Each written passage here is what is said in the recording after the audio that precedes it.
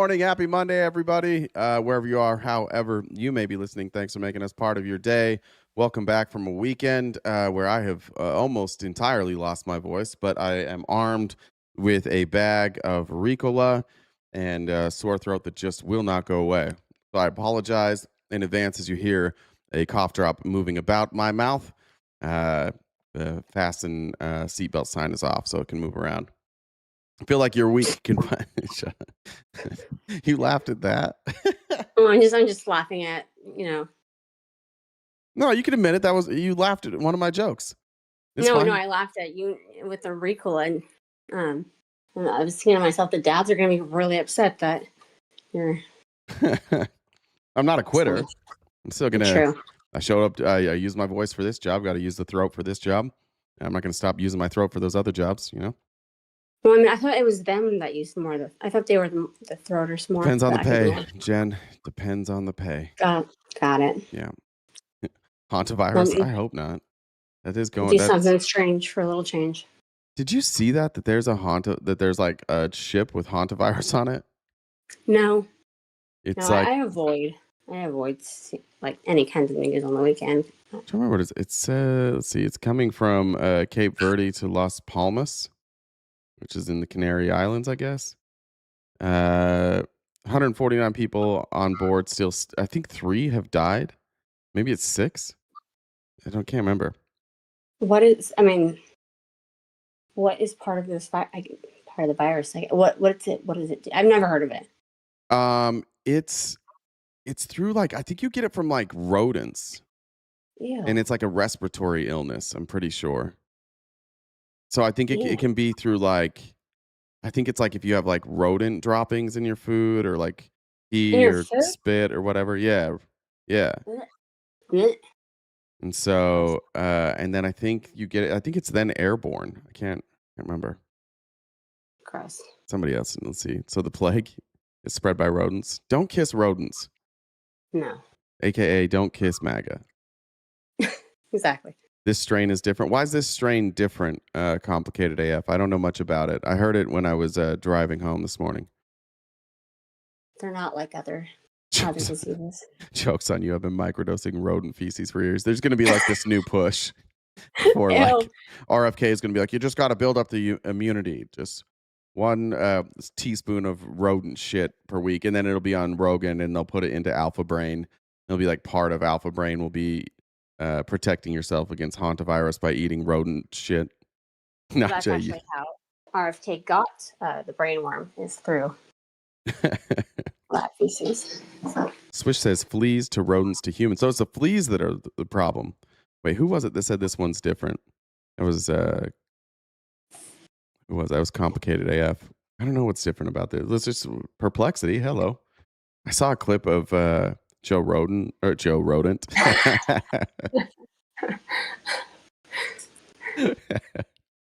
Fucking marsupial. Using perplexity, and I was like, God damn it. Why is this hantavirus different? Joe Rodent's a nice one. I think we can stick with that one. I think you got something. I think you got something there. So. I don't know why it's not telling me why this strain is different. Sorry, I don't know. I'm not a doctor, but I could be in charge of the CDC probably with this administration. Methylene blue solves everything. No Tylenol, just methylene blue. Weekly injections of street concocted. What are the GLPs? Goddamn, I did some research on GLPs. I was just watching YouTube videos on it, and now every one of my social media feeds is just full of GLP, and they're all just unregulated, and everyone is most GLPs are bullshit and will kill you. Not ours. We use the strictest standards. It's that doesn't mean anything to me.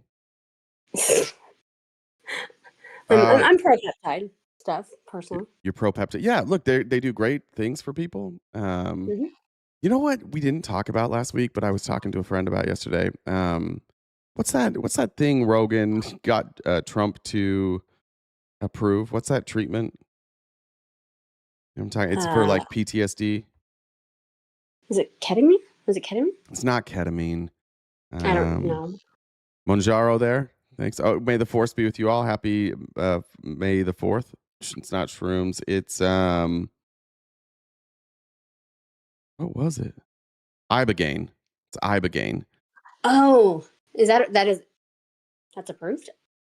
Well, so the executive order is like fast tracking the research and then FDA review and approval. So they're saying that it will. It's ibogaine.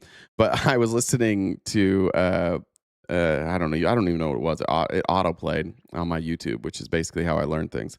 But what it does for people with PTSD, and it's really, really effective treatment, is that it basically makes people feel no shame, which is fucking terrifying. Yeah, somebody said Peter wants that shit legalized. It's terrifying. It just turns everyone. It will just turn the country into sociopaths, where we won't feel things anymore. Yeah, cardiovascular side effects, not great over time. I think the cardiovascular side effects are troubling. Everybody not feeling any shame or guilt is far more troubling to me. I mean, in a lot of ways, I don't. I mean, Yeah, that's true. I don't have a whole. I mean, I don't need ibogaine to do that. I just say shit. Gen B gain. I don't know. I just don't ask my opinion or what I think on something if you don't want my answer. Well, I do want an update on your date this weekend.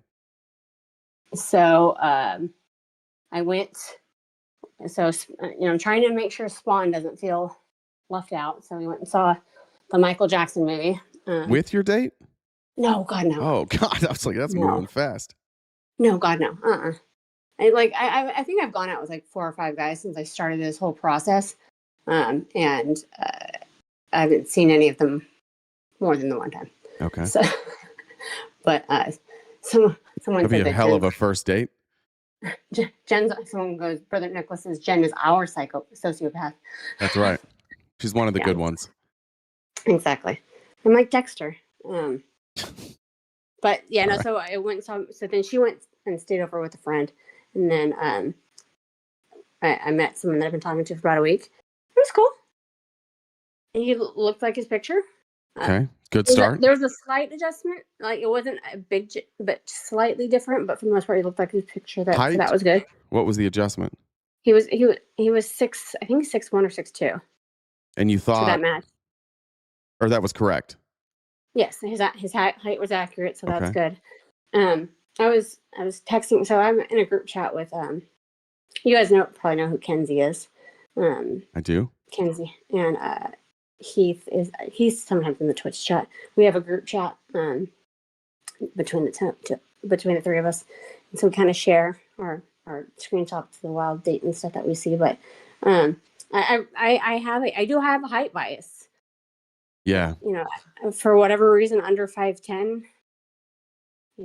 Kenzie says that I'm short, and so it shouldn't matter as much. And I think it's not fair to judge my preferences. So that's true. But you are judging others while you're with your preferences. So I know it's probably not the most sound argument, but oh well. Okay, 6'2". So, but everybody's 6'2" when you're 4'11". 5'3". All right. 5'3". You're 4'11". Everybody knows it. Did you know if you're under? I think it is if you're under like 4'10" or 4. That's the classification of being a little person. Yeah, I did know that. So I missed that just by a few inches. So I'm good. But yeah. So no, I think I'll see him again. I'm a little nervous. Like we talked about the show, he may know about the show, and if he does, we'll see. We discussed the show. He's not conservative, so that's ideal. Yeah, I can chase some people away. Chase some people away. I found out this weekend that the person I'm dating's mother watched my show, and she is conservative. So. Oh, on top of like 10 minutes. She said she watched 10 minutes of it. Yeah. Oh, she watched me more 10 minutes. Maybe, but I'm like, man, 10 minutes is long enough to catch me talking about fucking somebody's dad. So we'll see how that goes. Well, I mean, guess she'll find out sooner rather than later if she likes you or not. But I was thinking, she likes me. She's still nice to me. It's good. All right, but what did she say about it? She said, I don't think we agree on politics. That's what she said. That's it. I think some people are upset about my about my height preference. Yeah, That's called being shallow. Yeah, it is. Oh, I well. agree with them. It's fine. I don't care. So, and I don't care. I mean, girls being short. It's just for me. For whatever reason, I've got to. I have to want to climb them like a tree. But what if you meet somebody that's like 5'6" and you just hit it off? That's just going to be a deal breaker? Yeah, probably. Wow, Jen. Wow. Probably. I love when Jen's taking heat instead of me. Oh, attraction. You have to have attraction to someone. You have to be attracted to them. Yeah, I guess. So it's whatever. But I have no height preferences. Preferably under 7 feet. Jay's 5'7". Yeah, fuck you. There are people who can confirm my height, not you. You cannot. I know. I know. I'll tell you, I'm just being a dick. So yeah. But anyways, yeah. So I was also thinking I was going to sign up for some other sites, and I was wondering if maybe. What are you thinking of? I've heard Bumble has more attractive guys. I don't know. Hinge is a lot of work. Why is Hinge a lot of work? Huh? Why is Hinge a lot of work? They want lots of answers. Like, I mean, I don't mind answering things, but it's like when they want to start asking you questions about like random shit. For whatever reason, I can't think of answers when I'm asked. So. That was the only app that did anything for me. I was like, this is all. It was all terrible outside of that. Hinge. Yeah, I liked Hinge. Hinge was good. But I like that because like I know, like I need to know if there's like any sort of depth there. I need to know if like we're gonna be able to talk about anything. So there's like a bunch of different prompts. The one thing I did notice on Hinge is it like gave you, I think it was Hinge. I don't remember if it was Hinge or Bumble. One of them like allowed you to use AI to help you write like your profile. And every one of them, like 70% of the women on there was something like, it was something about like the Arizona sun. I can't remember what it was, like Sun Seeker or some shit like that. And everybody had it on there. I was like, oh, that's AI. Yeah. I mean, there's so many questions. I mean, I try to think of a couple, but I was thinking maybe it'd be fun to have some help from the chat or from Discord about how to answer some of them. So you're going to make those today? I could probably pull together little screenshots of them. You're going to crowdsource the Discord? I crowdsource the Discord for lots of things. I don't know if you know this. I know you're not in there a ton. I've used the Discord to help cheat for Spawn's homework. Word searches. Word searches specifically. So there's I think it's Ross. Ross is really good at he gets the word searches done pretty fast. That's crazy. It's called being resourceful. Okay. So all right. Jamar said happy to help you out with the responses. All right. So I mean I think it'll be fun to see what people come up with if there's a I thought that might be fun to do. So but yeah. Axe says, did you see the maggot influencer getting arrested here in Florida on the trafficking sting? Happy Monday, everyone. Happy Teacher Appreciation Week. Our unsung thankful heroes.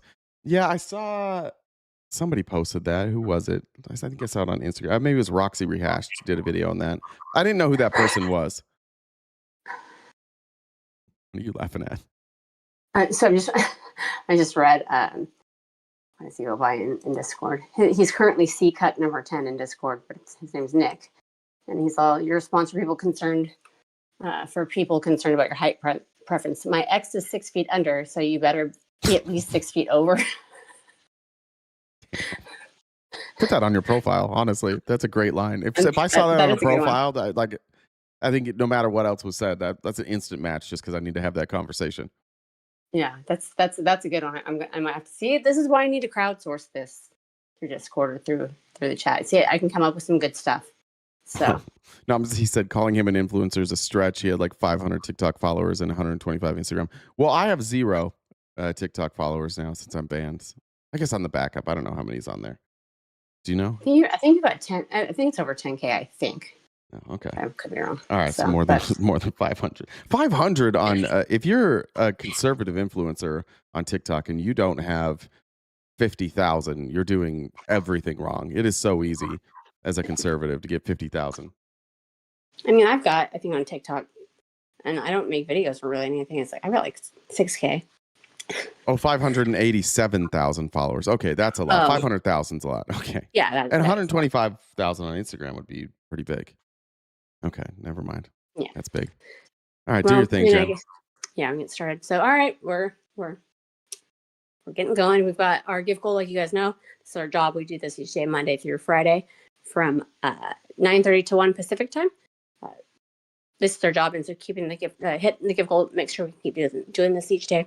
Just want to remind everybody, if you're not already a paid subscriber or member, you should become one, because we do members only events, and maybe you guys can get involved with helping me answer some of these dating app prompts. I think it'd be fun. But so I just resubscribed myself on Twitch using my Amazon Prime sub. So if you're on Twitch and you have an Amazon Prime sub that you haven't used for another creator, you can do that for us and sub and get a free sub there. And then we've got a bunch of different memberships on YouTube, which I think I need to go through and streamline some of them, because anyway, side note. Anyway, if you guys disagree with Jay and you want to come up and talk, you can. How you do that is you send me a message on Discord.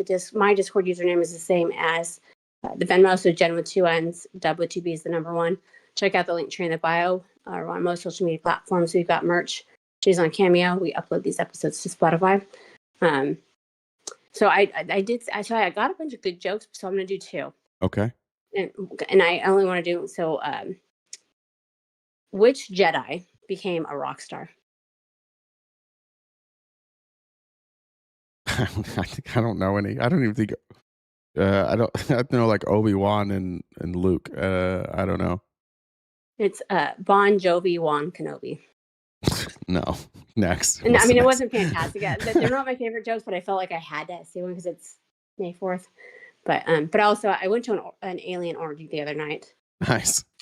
I don't know what came over me. Jeez.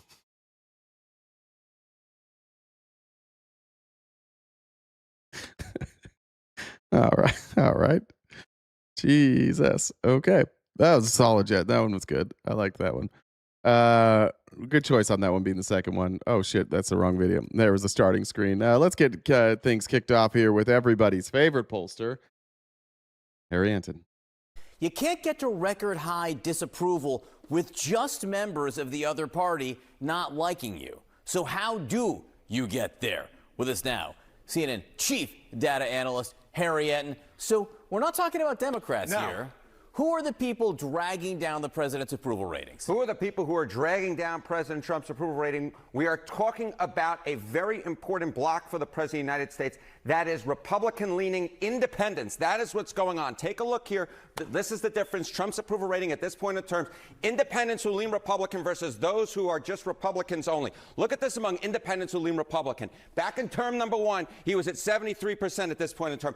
Down he goes, an absolute collapse now, just 53% of independents who lean Republican now approve. That's going to be a problem. That's very different from Republicans only. It was 83 at this point in term number 1. It's 83% now, but that's a 20-point decline in his approval rating, nearly at the 50% mark, with a group that traditionally has very much been in the president's camp. This isn't just indies. This is independents who lean Republican, people who in theory should be predisposed. Can we call them to like the president. Drag queens because they're drag?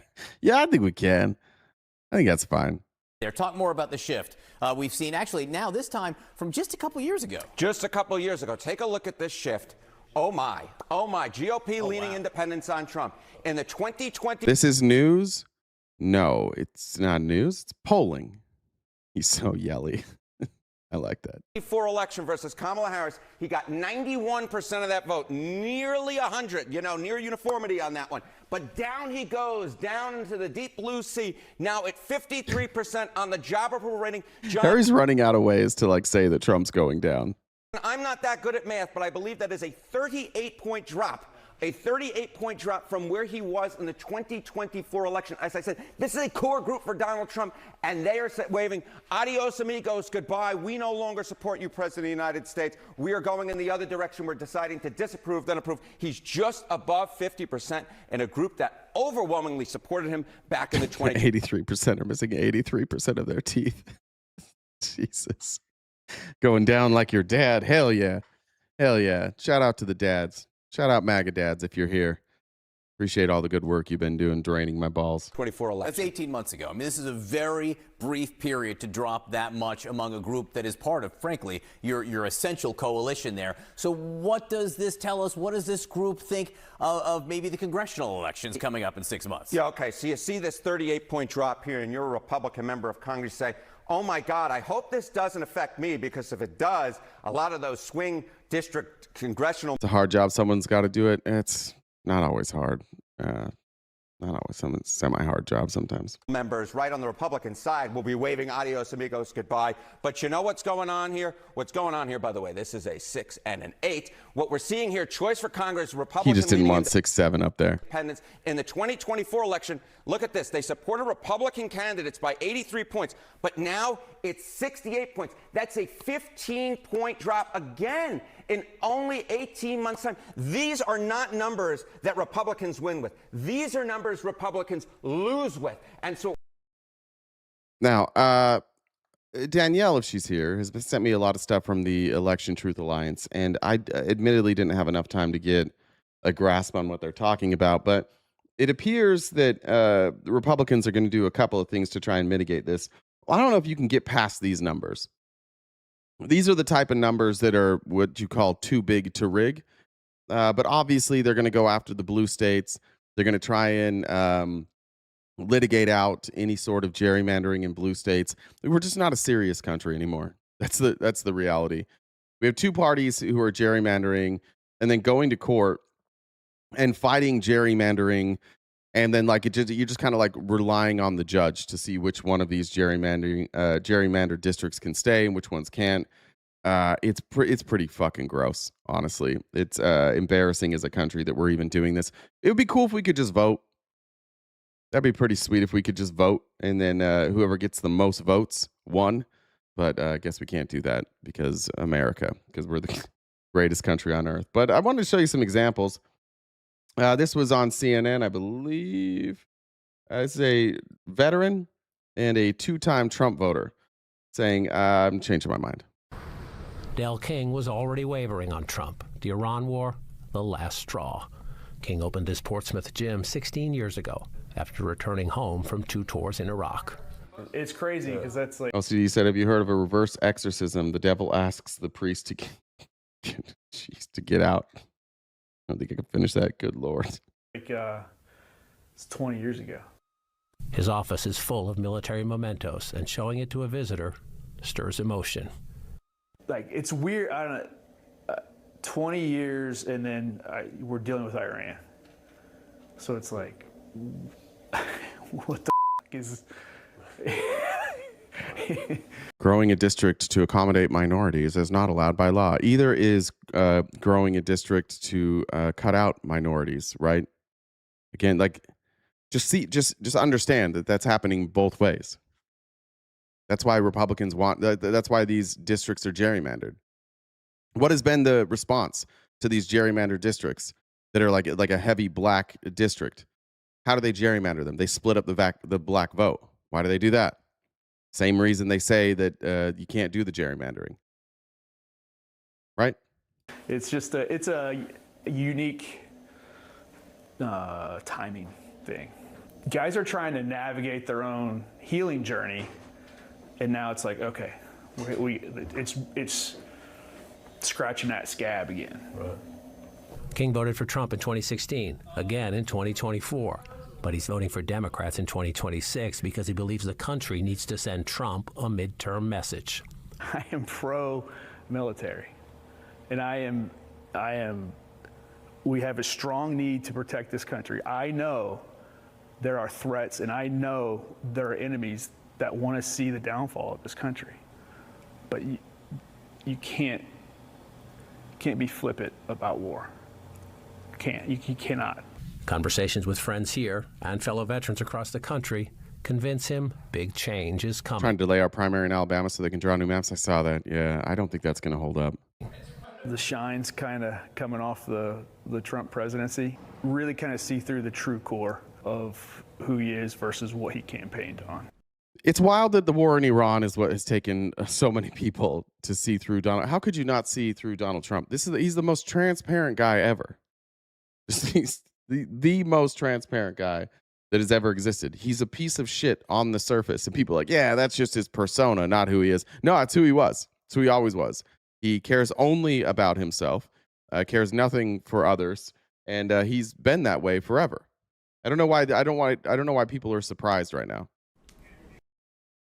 Send this guy a hat. He needs a new hat. All right, we'll get him a hat. Speaking of hats, shout out Biter, who put that's who made this in the Pistons logo here. But Biter's the one that made our awesome intro song and outro song, which gets so many compliments. Every time I play that song, someone's like, "No, like not gonna lie, this slaps." So W Biter, if you're here. I don't know what your YouTube or Twitch username is. So if you're here, shout out you. All right, moving on here. Maybe people are starting to revisit their thoughts on Donald Trump because of this. Now, we've got midterms coming up. These are the 10 states most affected by the increase in gas prices. See, number 1, Indiana, red state. 2, Ohio, purple state. Michigan, which Trump's going to need. Illinois, safely blue. Wisconsin, which Trump could use. Montana, which is probably still safe red, but a massive increase. Wyoming, safe red. Florida, gerrymandered to fuck safe red. Oklahoma and Kansas. It's killing red states. If there was ever going to be a time for these like fringe purple states to flip, it's going to be now. And keep in mind, in a lot of these states, you're going to have places flip. Like in Michigan, you're going to see a big change. In Ohio, you're going to see a big change. I don't know. I haven't looked at any that are close in Indiana. Florida, we've already seen some change. Oklahoma, a little bit of change. Texas, obviously, a big change too. But in Indiana, your weekly increase hit 83 cents from last week. 83 cents it went up. Gas in South Carolina went from $2.39 to $3.99. Good Christ. Holy shit. Gas just went up here in Cottonwood, $4.25 to $4.50. Again, I haven't looked for a while. I drive an electric car now, so I haven't looked. But the last time I checked, it was like $4.90 around me. So maybe that's a problem. I don't know how you fix this. We'll talk about that. But if you look at even the states that are most impacted by the rise of gas prices, you got to look at the American farmers. And we're going to talk more about farmers today as the Department of Justice announced a settlement that they say is going to lower prices. I have no fucking clue. Can I compare this to 2022 or 2023? Yeah, we can look at gas prices by month here. We did this on Friday, but I'll pull it back up for you. If you look at 2022 in April, is about where it's at now. Middle of the pandemic, where it was now. 2023 is 360. So we're about to surpass. I mean, we're going to be right around where we were in the middle of the pandemic. Again, the difference is, and voters, not all voters are dipshits. The difference is now is that this is self-inflicted. Joe Biden didn't cause COVID. It started under Trump, but it had nothing to do with Trump or Joe Biden. Those shortages made a hell of a lot more sense. This makes no sense. So this is self-inflicted. You can directly point at Donald Trump and be like, oh, he did this. Unilaterally, by the way. Not even like with Congress. He just was like, I'm doing this. And then we did it. 2020 is COVID. 2026, dumb war. Exactly. $5.60 for diesel in Minnesota. Goddamn. These are the farmers, the places where farmers are being most affected. You can look at 1 in 4 farmers here in Iowa, Nebraska, South Dakota, Kansas, Missouri, Illinois, and Minnesota who have no fertilizer for spring planting. That means no crops. That means no food. The gas price, this isn't the end of it. No matter what happens going forward, the war ends tomorrow. No matter what happens come midterm, we're going to have gas prices higher than they were year over year. We're going to have food prices higher than they were year over year. And you have record numbers of farms going bankrupt. Did you know that less than half of U.S. farms this year will turn a profit? Since 2017, something like 160,000 farms have closed. He fucks them over time and time again. And I'll show you some other data here. In fact, let me just go down. I'll show this again later, but where is it? I think it's right here. You can just tell the difference between the administrations and who's pro-farmer and who's not. These are farm bankruptcies. This is Trump's first term. This is Biden. This is Trump's second term. There's a clear difference here, right? 49% of family farms have closed in the last 8 years or so. Yeah, there's no money. That graph is wrong. What's wrong about it? This is according to the U.S. bankruptcy courts. Is the U.S. bankruptcy courts are lying here? That's just, oh, guys, the trolls are here. There we go. They just come in and say, these are lies.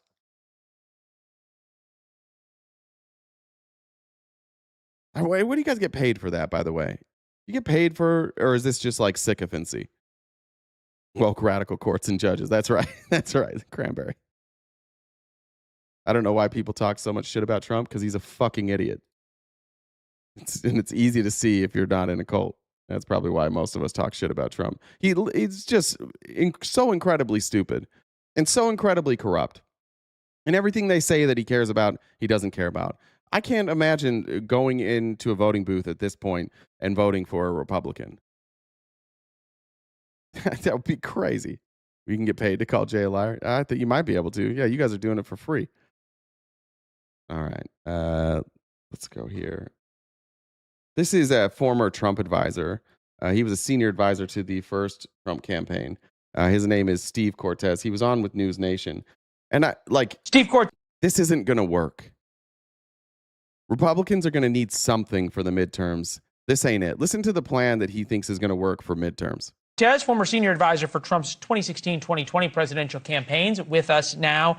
Steve, should the president stop saying we're winning until whether the numbers show it or not, the American people feel it? Yes, and I believe also talk, for example, of a golden age is really insulting right now to a lot of Americans. Working class people are struggling. And look, that struggle, the president's correct. Phil, I'm not ignoring you. It's just stupid. Nothing you're saying right now changes anything from those charts. Like, you're talking about the loans that Trump is giving farmers. That wouldn't change any of the charts I just showed you. I just showed you how many 1 in 4 farmers have no fertilizer. We showed you the amount of farms that closed during Trump, during Biden, and during Trump. Like, I get it. You can spout off talking points all you want. It doesn't change the fucking numbers, does it? How much higher would those bankruptcies be if he didn't give the loans? And our loan's a good thing. What does that mean? That means the farmers don't have any money. Why don't the farmers have any money? Why do they need loans?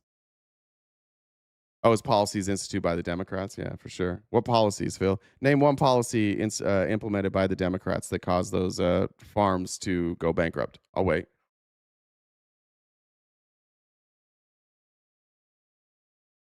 Let's see if Phil wants to engage now. Phil, now that I'm engaging and paying attention, you got to answer this question. You just got to name a policy, please. Otherwise, I do have to ignore you. Because of China not paying for exports, that's not a policy. You're a fucking idiot. Struggle began with the disaster of Bidenomics. But the point is, they haven't had... Guys, we were just giving China free exports. Everything that these farmers shipped to China just got for free. That's what Phil came up with. Policy, Phil. Had enough growth yet in real wages to feel good and confident about their financial... My fave, a fall harvest and goods delivery is fucked. Yeah, thanks, Illusion. Situation. We see this in all the polling. And by the way, this is polling that I direct, and I'm certainly not doing fake polling, right? I'm trying to get scientific, accurate polling. You think the president is seeing that? No. Well, I don't know if he himself is. I certainly know that very senior White House staff is seeing I get that. polling. But you think is he hearing also the bad news, or is he so... Thanks, Burned Out Medic. Appreciate you. ...insulated right now that he's only hearing what he wants to hear? Right. I worry about the latter, right, given what he says then publicly. And I think, for example, right now, an acknowledgement to say to the American people, hey, I know you're going through a temporary period of high prices and it's painful, but here's why it's necessary for us to do that. That kind of leveling with the people could be very, very effective, particularly if you can promise that, hey, we are going to wind this unpopular war down very quickly, even though I believe it's a necessity. You know, I, as your president, as your commander-in-chief, believe it's a necessity. The strategy is get out of the war without admitting fault. Good luck. Good luck with that. That's strategy number one. Get out of this very unpopular war and convince people that it'll be fine. That would go a long way. But right now, there is definitely a problem. There's a cognitive dissonance in trying to say that we're at a golden age when for the vast majority of Americans, economically, they're extremely anxious right now. And that's not good. 55% of Americans believe that their financials are getting worse. 34% only believe it's getting better. 9% think it's about the same. Good luck with that. Telling when Americans feel this way, telling them that things are actually going really well and that we're in the golden age, that's not going to work. It's just a fact. I mean, that's really not debatable. NAFTA, Phil? NAFTA doesn't include China. Phil, you're bad at this, man. Phil, just today might be a day for you to sit and listen. Don't come in. Take off your Trump-colored glasses. Take down your Trump sign. Just learn some stuff today. You're not equipped for this discussion. You can't say China and then say NAFTA. North American. The NA is North American. Okay.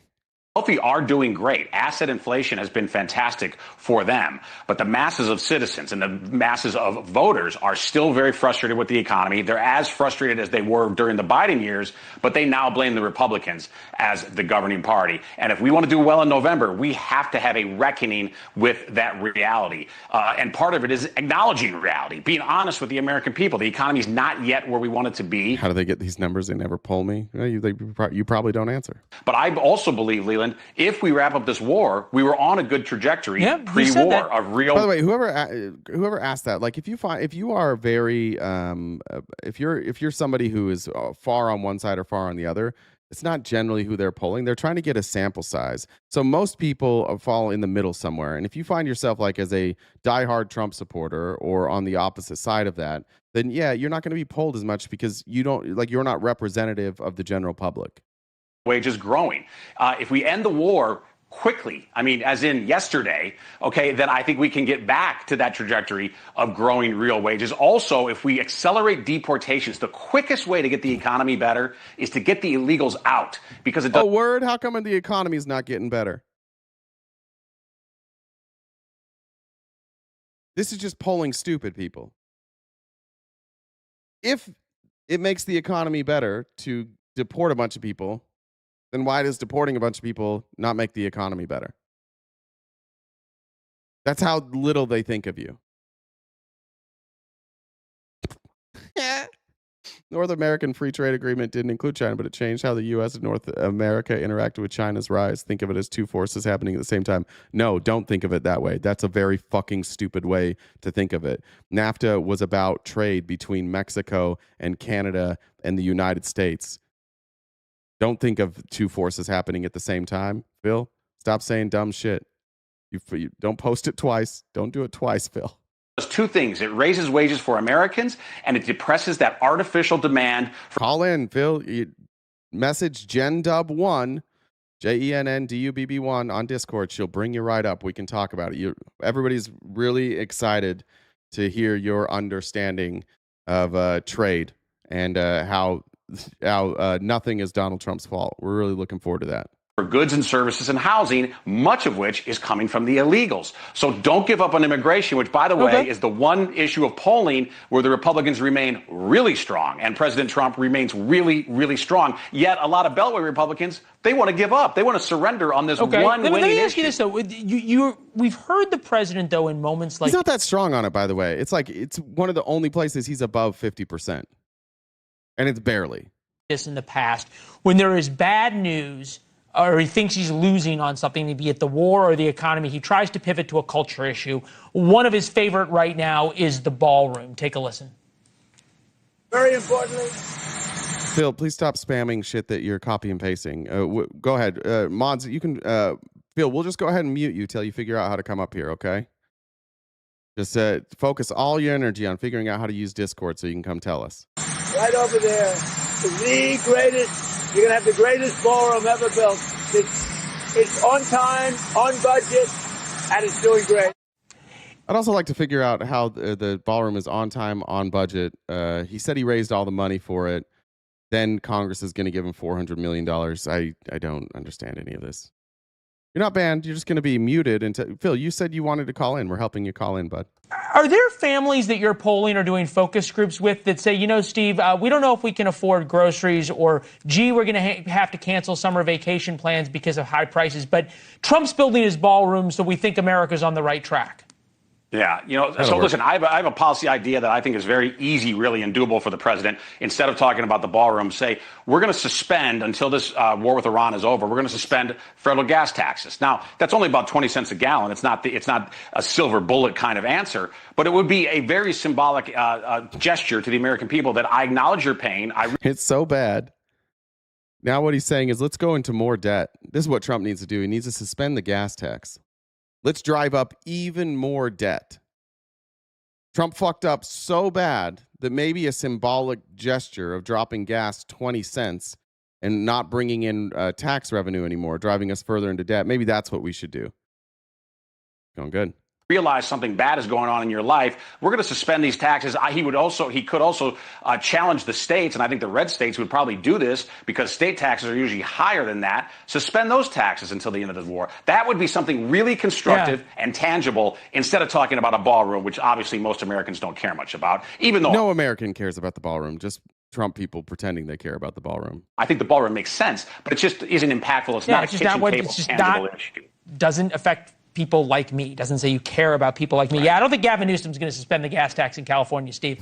Steve Cortez, ladies and gentlemen. I love how often people take shots at Gavin Newsom.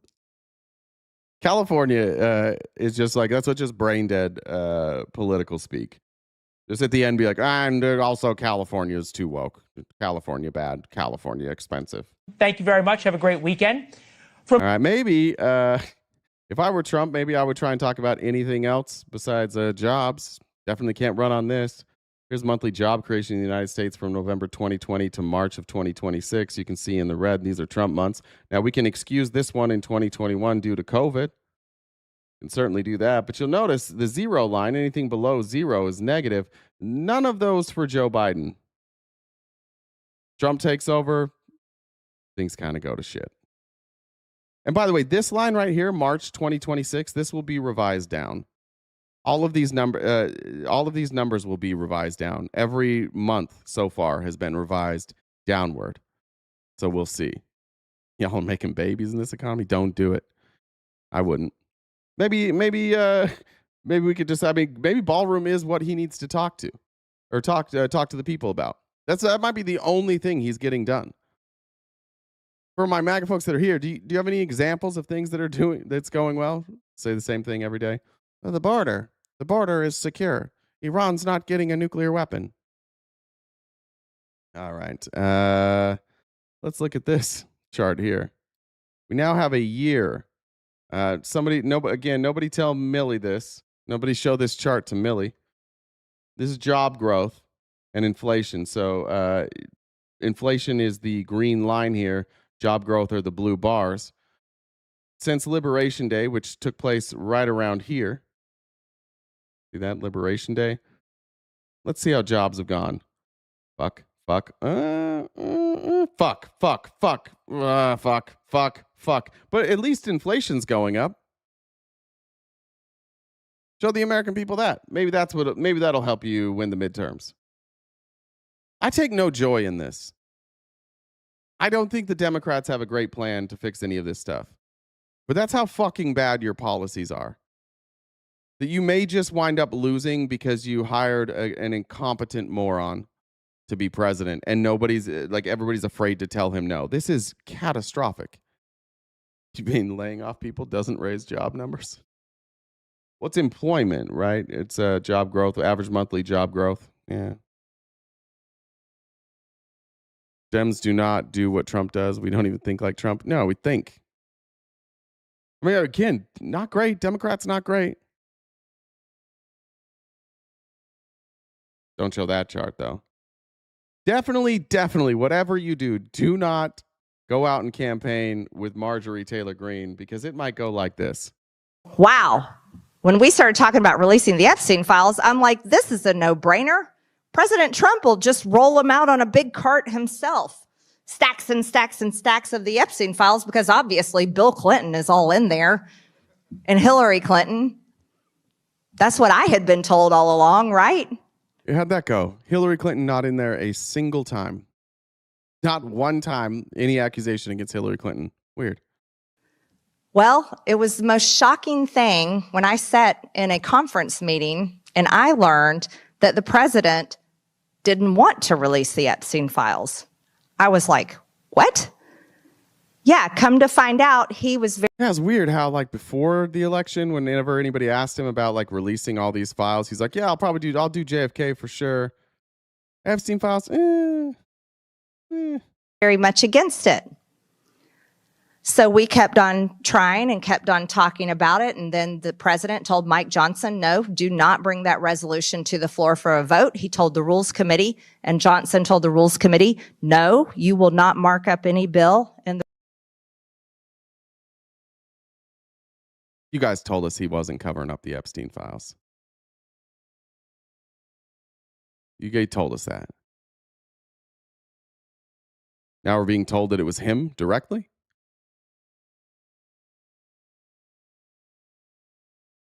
She didn't wake up. She got smacked awake. She didn't wake up. She had basically one principle, and that one principle was the Epstein files. And she had that principle because she was convinced, like she just said here, that it was going to bring down all the Dems.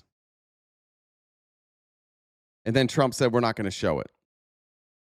And it was a slap in the face, and she's like, uh-oh. And now look how quickly she's realized everything's live. What we should say, what we should also bring up here with Marjorie Taylor Greene is she sat in those meetings, and she sat on this information for a very long time. And all the Republicans that are claiming that they're being transparent, they're all lying. The Rules Committee that will allow the Epstein files to be released. And the resistance built and built and built. He told Pam Bondi, don't release the Epstein files. He told everybody, don't release the Epstein Justin said for the orgasm this topic gives me. Files.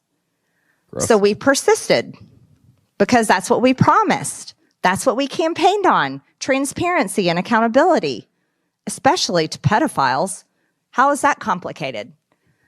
Oh, thank you, Salted Christie. So it got to be such a gigantic amount of resistance coming from the president and the speaker and everyone, the DOJ. I said, fine, I'll do the unthinkable. I'll go over there and I'll sign my name on a discharge petition that all the Democrats are signing their name on. Talk about crossing the aisle. Me, a general in the MAGA army, crossing over to sign my name with a bunch of... There might be like a secret group. They might actually call themselves generals in the army. I think that might be a real thing she's saying right there. Whenever you have like these culty groups, they start labeling themselves. I think behind closed doors, like that is how they view themselves as part of this MAGA army. And she was like, I'm one of the generals. I don't think that that's hyperbole. I think somebody probably told her she was a general. To Democrats? Yeah, I did. Because women were raped when they were 16 and 14 years old. And he was a convicted pedophile, and we knew there were many with him. So I signed my name on the discharge petition. Oh, did I get my name on the naughty list then? Let me tell you. That became a real issue at the White House. Well, I'll never forget it. I was in my office in the Rayburn building, and I got a phone call from the president. And he was at the White House, and he wanted to talk to me about the discharge petition that I'd signed my name on. And he said, Marjorie, you're going to have to take your name off that discharge petition. We can't let, this is a hoax. We can't carry this. She's a rhino now. She's not in the spotlight. She's maybe more in the spotlight now than ever before. You're telling the truth. Boy, what does it feel like to go through life just being like a real life pedophile protector? What does that feel like to just like cheer on covering up for pedophiles? That's got to be a weird way to wake up as a MAGA Christian. Today we're going to cover for the pedophiles. This is a hoax. It's a Democrat hoax. And we've got to just put this away and stop doing this. And he said, my friends are going to get hurt. He said, this conversation would have been recorded and she would have released it. Every phone call with the president's recorded. Oh, no, it's not. It's not. Do you have a cell phone? Does it record all your calls? It wouldn't be recorded. Oh, that's DNC for treason. You're kind of who I'm talking about. Like you woke up this morning and you chose, I'm with the pedophiles. It's me and the pedophiles together. We're on the same team. Hopefully you're not one, but goddamn, you're on the team. His friends would get hurt if we released the Epstein files. Trump's got so many friends. That's what it was. It was about protecting his friends, his pedophile friends. This was cool. Remember, Pam Bondi did not show up for her deposition. Now the Republicans in Congress are trying to pull a fast one, which they always do because they are covering. Bill and Hillary Clinton said that they would be willing to come in and they would have a written deposition. And there would be a transcription of the answers that they gave. And the Republicans said, no, it has to be recorded and it will be released to the public. And the Clintons said, fine, we'll do that. Now, Republicans are trying to play by different rules when it comes to Pam Bondi. This is a letter to James Comer from Robert Garcia, Representative Robert Garcia. And he said, as you know, on April 29th, over 2 weeks after Pam Bondi failed to appear at her April 14th deposition, Oversight Democrats introduced a resolution to enforce this committee's bipartisan subpoena. In response, your staff announced to the press that you had secured an agreement for Bondi to appear on March 29th, 2026. Committee Democrats welcome the opportunity to question Ms. Bondi on the record and seek answers about the crimes of Jeffrey Epstein and Ghislaine Maxwell, as well as the Department of Justice's ongoing failure to produce the Epstein files pursuant to this committee's subpoena to DOJ and the Epstein Files Transparency Act. We understand that you've agreed to hold this as a transcribed interview rather than a deposition. Why would they do that? Why would they do that? While we believe a deposition is the best available forum, as chairman, this is your decision. However, if you choose to move forward with a transcribed interview, I'm concerned with three aspects. Number one, the videotaping of Ms. Bondi's testimony. Ms. Bondi's testimony must be filmed and made available to the American people. Any opposition to that, MAGA? If you do have opposition to that, could you explain to me why the Republicans are trying to interview Pam Bondi and not release it to you? Could you guys explain that real quick? Why would they do this? Renee, I'd like you to explain this one to me. Why are Republicans trying to make sure we don't ever see Pam Bondi's testimony?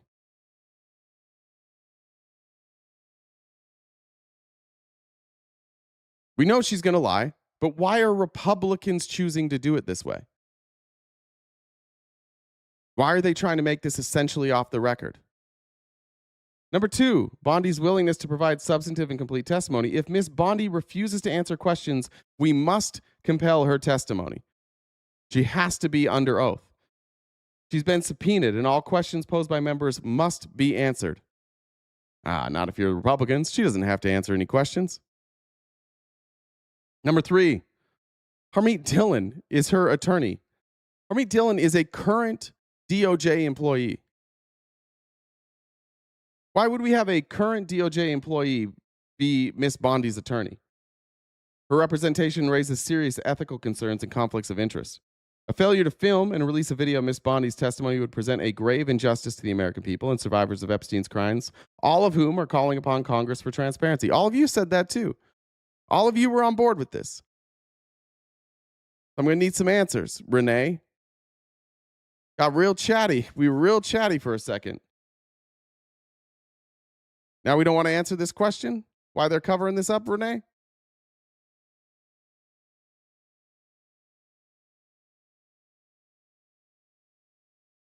Republican, Democrat, same thing? No, not same thing. Democrats, when they were called in, had to testify under oath. It was recorded and it was released to the public. Republicans are saying if it's a Republican, we don't have to record it. We don't have to release it to the public. We get real shushies in there, Renee? I don't know if Renee's, Renee's gender. No idea. Sorry, let me go back there. Filming and releasing a recording are critical to providing the public with an unvarnished, candid view of Miss Bondi's testimony and capturing aspects that a transcript simply cannot, such as her demeanor, expression, and conduct. Allowing Miss Bondi to testify without being filmed is also a sharp departure from your practice with other prominent witnesses who have appeared before this committee related to the Epstein investigation. This includes President Bill Clinton, former Secretary of State Hillary Clinton, Ghislaine Maxwell, Darren Indyke, Richard Kahn, and Les Wexner, whose videotaped testimony were quickly released to the American people. Renee, where are you? Somebody go find Renee. Renee, you shitting?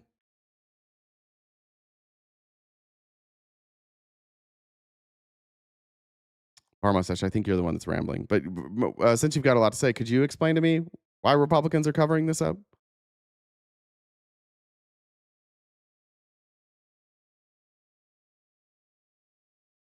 Guys, we got to realize that America's just Babylon, and God's telling us to get out of the system. No, Babylon is Babylon, Lenny. The double-edged sword, like the Bible said. We're not going to vote our way out of this. Oh, yeah. We just got to talk about Babylon some more. Lenny, what's the solution? I'm guessing the solution is to turn our eyes towards God, right? No more butt fucking. None of that. No more gay sex, period. Is that the solution, Lenny? What do we need to do? Read the Bible. No more fucking. That'll fix it. You can't vote your way out of this. You got to have straight sex to get out of this. Is that the answer? Where's Renee? If Renee ever comes back, let's make sure she is consistently reminded that she doesn't answer questions. You've agreed to permit former Attorney General Pam Bondi to appear before this committee in a transcribed interview rather than a sworn deposition, which she was required to do given the subpoena that this committee duly issued to her on March 17th. Ms. Bondi has already demonstrated a disregard for this committee's subpoena and its investigative authority, having refused to acknowledge her legal obligation to comply with the subpoena and to appear for a deposition on the date that the subpoena set forth. She's in violation of a subpoena. She should be locked up right now, right? No, we'll extend that out to May 29th. Anyways, once again proving that the Democrats' ability to do the bare minimum is miles past what Republicans are willing to do. Republicans are the party of pedophile protectors. Hope you guys feel good about that. Quick reminder, Kash Patel and Dan Bongino also should testify. You remember this was an email from March 17th, 2025. Somebody in the FBI asking for guidance said, do you know what is the guidance for redacting images or who would be able to assist with the guidance, be it CSAM victims, etc.? The response back from the FBI, essentially, IMD RIDS needs clear and specific guidance to redact those photographs. Some photographs depict victims, unknown identified females, and males, former U.S. presidents, Secretary of State, and other celebrities. Software does not have AI facial recognition to assist with the identification of some public officials and celebrities. How many of those do you think are blacked out pictures of Donald Trump? Oh, we don't know because they blacked them out, and they won't tell us why they blacked them out. No more systems. We have to turn away from the systems. Lenny, you need to turn away from drugs, my friend. You are having a psychotic episode currently. Knock it off. Jesus is not real and is probably not going to help you out for any of this. All right, let's move into the rest of the show. I thought this clip was really good by Isaiah Martin. He ran recently for Congress. I think it was a congressional seat in Texas. He's on with Tim Parrish, who is a conservative strategist. And I want you to see what happens, why Republicans are going to fucking struggle. Because what they have is rhetoric. What they don't have is any understanding of economics or any plan forward. Isaiah did a really good job here just simply asking a question, and watch Tim Parrish fall apart. Just ask him a question. Watch him fall apart. Can I ask you a question? I'd prefer if Abby asked the questions, but sure, you can ask the question. I mean, It's okay. We can talk to each other here. I mean, do you think that it's insane to say that Starbucks should raise their wages for their workers? Is that insane to say as a concept? I think that I believe in free markets, and if a private company sets their wages what they are, then that's what they are. And if you don't like the wage, you support them. I believe in free markets. Yeah, no shit, dude. They exist. You don't have to believe in them. That's such a silly thing. I believe in free markets. Cool. We all do. We all believe in free markets. This is going to be incoherent. I'll try not to stop it too much, but don't like the wage. You support the minimum wage? If you don't like the wage, don't go work there. You support I've the minimum applied wage? for hundreds of jobs where they didn't meet my minimum I wanted to make, and I didn't go work there. Liar. We understand that when Trump was running for president, he said that he was going to raise the wages for all these workers all across America. but real wage growth is 80% less than what it was. So that's the real facts. So if you make a campaign promise that you're going to raise wages for workers all across this country and you do not deliver on that, then who does that fall on? Well, I don't think the president's point was he was going to go tell private enterprise that you have to pay people. He said he was going to create the economic conditions to do so. Has he done that? That doesn't mean that he was going to go invade business. This is why it's incoherent. The Republican strategy, and somebody said like Democrats don't have good policies on this either. I would agree with you. But Democrats don't have to defend policies right now because they're not in power. So Republicans have to defend their policies. And that's why this answer is important. Republicans do this every fucking time. They always say shit like this. They're like, oh, we're not going to invade. We're not going to force private businesses to pay a certain wage. We're going to let the free market dictate what the wage is. And then what happens? We covered this on Friday. CEO pays up 52% year over year. Regular worker pay, when adjusted for inflation, is down 1.2%. This is what I think is remarkable about Republicans in general. You have this ideology, you have this belief, this like emotional attachment to the free markets and to capitalism. And therefore, you believe that the government can't force people to do the right thing. If the economic conditions that are placed in front of us say that CEO pay goes up by 50%, regular worker pay goes down by 1.2%, this idea that you can just go find a higher paying job doesn't exist. You think people are taking jobs at Starbucks for minimum wage because they had better options? Probably not, right? So force them to pay it. Why is the solution not to just do the right thing? Let's look at it. Let's just look at the country. Are we going to do anything? Is there any market pressure we can put on CEOs to pay better? No, they control everything. They own all of the wealth. So what's our option? Vote and make our elected representatives pass laws so that the richest among us can't hoard all of the wealth. That's the whole fucking point of this country. That's why we have a currency. That's why we have a treasury. It's why we have the Federal Reserve. It's why we have lawmakers. You're supposed to make this currency that we have circulate and make sense for everybody. You want the most amount of people to benefit as possible. So when the system gets fucked up, like it is now, and we're in one of those stages where it's really, really fucked up, the solution is only government. Government's the only option here. Pressure doesn't work. How long are we gonna just point at the billionaires and be like, oh, eventually they'll do the right thing? This is why you have government, so that you can force change. And it's crazy. Like, as a Republican strategist, reaching out, speaking to poor Americans, middle class Americans in red states, they're saying, yeah, the government could do something, but we don't believe in that. So you're just going to keep getting fucked. And it's a self-sustaining prophecy, because what happens, and you can see it here in the chat with the Republicans now. What are they all? Let's guess. I saw somebody say that I've owned a business before. It's true. It doesn't fucking matter. You will all do this. You will all just line up on the cuck chair, take your limp dicks out, and be like, yay, billionaires. What's your fucking solution? Tell me what the fucking solution is. Cut taxes? Whoops. Accelerates wealth. Deregulate? Whoops. Accelerates wealth. Middle class contracts. Poor people get more poor. What's your fucking solution? The free market doesn't goddamn exist. And you guys don't believe in the free market, and I'm going to prove that later during this show. Like, you are so full of shit when it comes to the free market.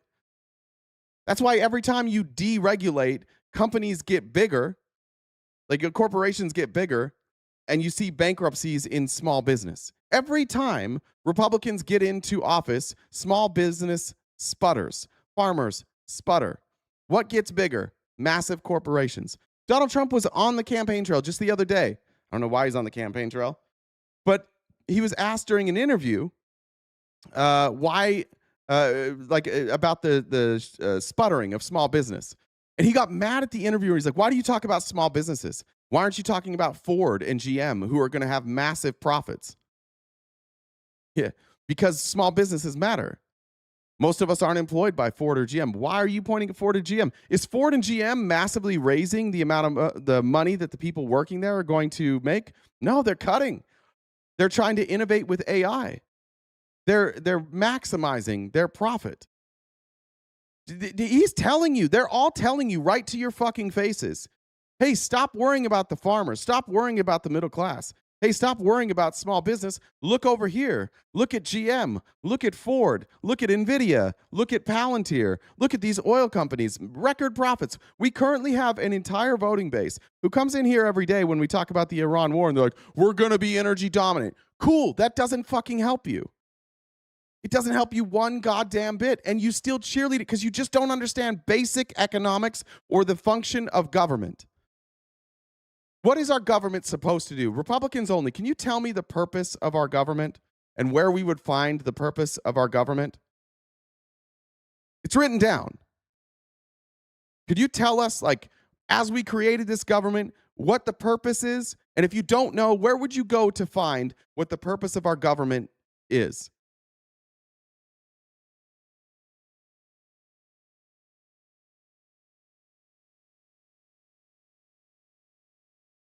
The president's mad because Democrats won't give him a single shred of credit for anything, and they think it's a flex. How about this president stops being such a bitch and stops worrying about credit? They're not giving me any credit. I'm mad. You bitch ass bitch.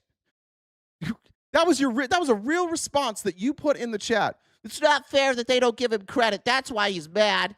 If you guys just told him how great he was, how about he doesn't be a bitch? He's 80 fucking years old. He's been spoon-fed his entire life. How about he shuts the fuck up and gets something done? But can you guys tell me, please, Republicans, where the fuck I'm supposed to find what the government is supposed to do? Weird that you guys aren't coming up with an answer. Salty Colonel, how about an answer? Where am I supposed to find the purpose of government? And while you're looking that up, I'll answer what you said. This is why Democrats are failing across the board. Every single 100% of contested elections since Donald Trump took office, 100 motherfucking percent of those contested elections have been won by Democrats, mostly progressive Democrats. They are winning 100% of the time. What the salty kernel must be the one kernel of a brain cell left banging around inside that empty fucking noggin, because you're getting absolutely ass blasted by Democrats who aren't really doing anything. They're literally running on Trump is an idiot. And America's like, yeah, he's kind of a fucking idiot. And then they're winning. So can you tell me real quick, salty kernel, we will mute you because now you've got my attention. Where would I find the purpose of our government? This is your opportunity to look smart. Salty Colonel, one last time, then you're getting 5-minute mute. Where would we find the purpose of our government? 20 seconds. We'll play a Blue Chew ad, and then I need an answer. Fun fact, your dad's dead. Fun fact, I'm a necrophiliac. Blue Chew. Give me all the dicks. Answer, Salty Colonel. Where would we find, in what document, and where in that document would we find the purpose of our government? What they're supposed to do?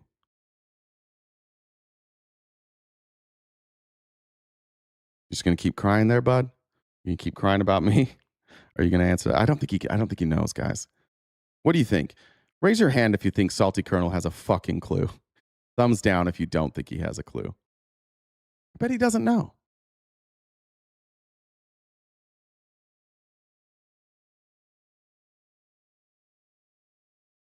You're lagging behind, bro. You are literally responding to my questions in real time.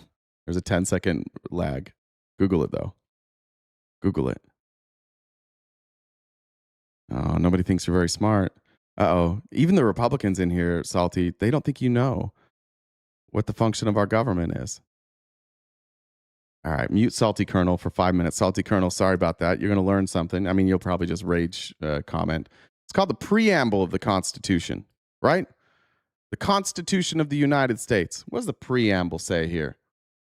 We the people of the United States. That's us. Hey, yeah, that's us. I mean, it wasn't us then, because we're here now. We're alive. These people are all dead. In order to form a more perfect union, not perfect, but a more perfect one, establish justice, ensure domestic tranquility, peace domestically, provide for the common defense, and promote the general welfare. What does that mean? What does it mean to promote the general welfare? Does that mean dick ride the rich people? No. General, right? All of us. Generally, let's promote the general welfare and secure the blessings of liberties to ourselves and our posterity. Does it say anything about in here about protecting free markets? Does it say anything in here about not having a minimum wage? No, it doesn't, does it? It says that the role of the government is to promote the general welfare. So back to this clip where the general welfare is not being promoted.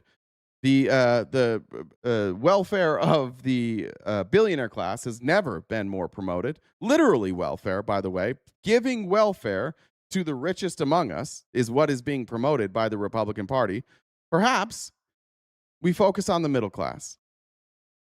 Perhaps we change the rules so that the people who are making all the money off of the backs of everybody else's labor are forced to share those profits. Boardrooms and say you have to pay your employees. Did he create more. the economic conditions look, to go and do that? You can spin this all the way you want. The President of the United States is not going to, he didn't make a promise to go and invade boardrooms and tell companies, private companies. Right. He made a promise to change the economic conditions that would make it better for the middle class. And he failed. He fucking failed. And what he's saying right now is, yeah, he failed, but he's not going to go in and fix it. Cool. Fix it. That's why you're not going to get votes. That's why we need people in Congress to fix it. That's why you don't vote for a generic Democrat either. How much they should pay their think mothers like mine and others at this table do what they have to do to go and provide for their families. And my father also, for the record, worked several jobs as well. But oh, word? Your dad had to work several jobs? Wouldn't that have been cool to have your dad around more? What if your dad didn't have to work multiple jobs so that you could sit on TV and shit on the middle class? My parents worked very hard so I could dick ride for billionaires. Cool. What if they didn't have to do that? What if they were home? What if you had vacation? Yeah, exactly, Astro Galaxy Destroyer. Why is that a good thing? Like, it's cool. Like, I think it's a flex to say, like, my dad did what he had to do. I like that. I think that's a good dad. I think those are good parents. If they do everything in their power to make sure that their kids have what they need, that's great. But why does it need to be so goddamn hard?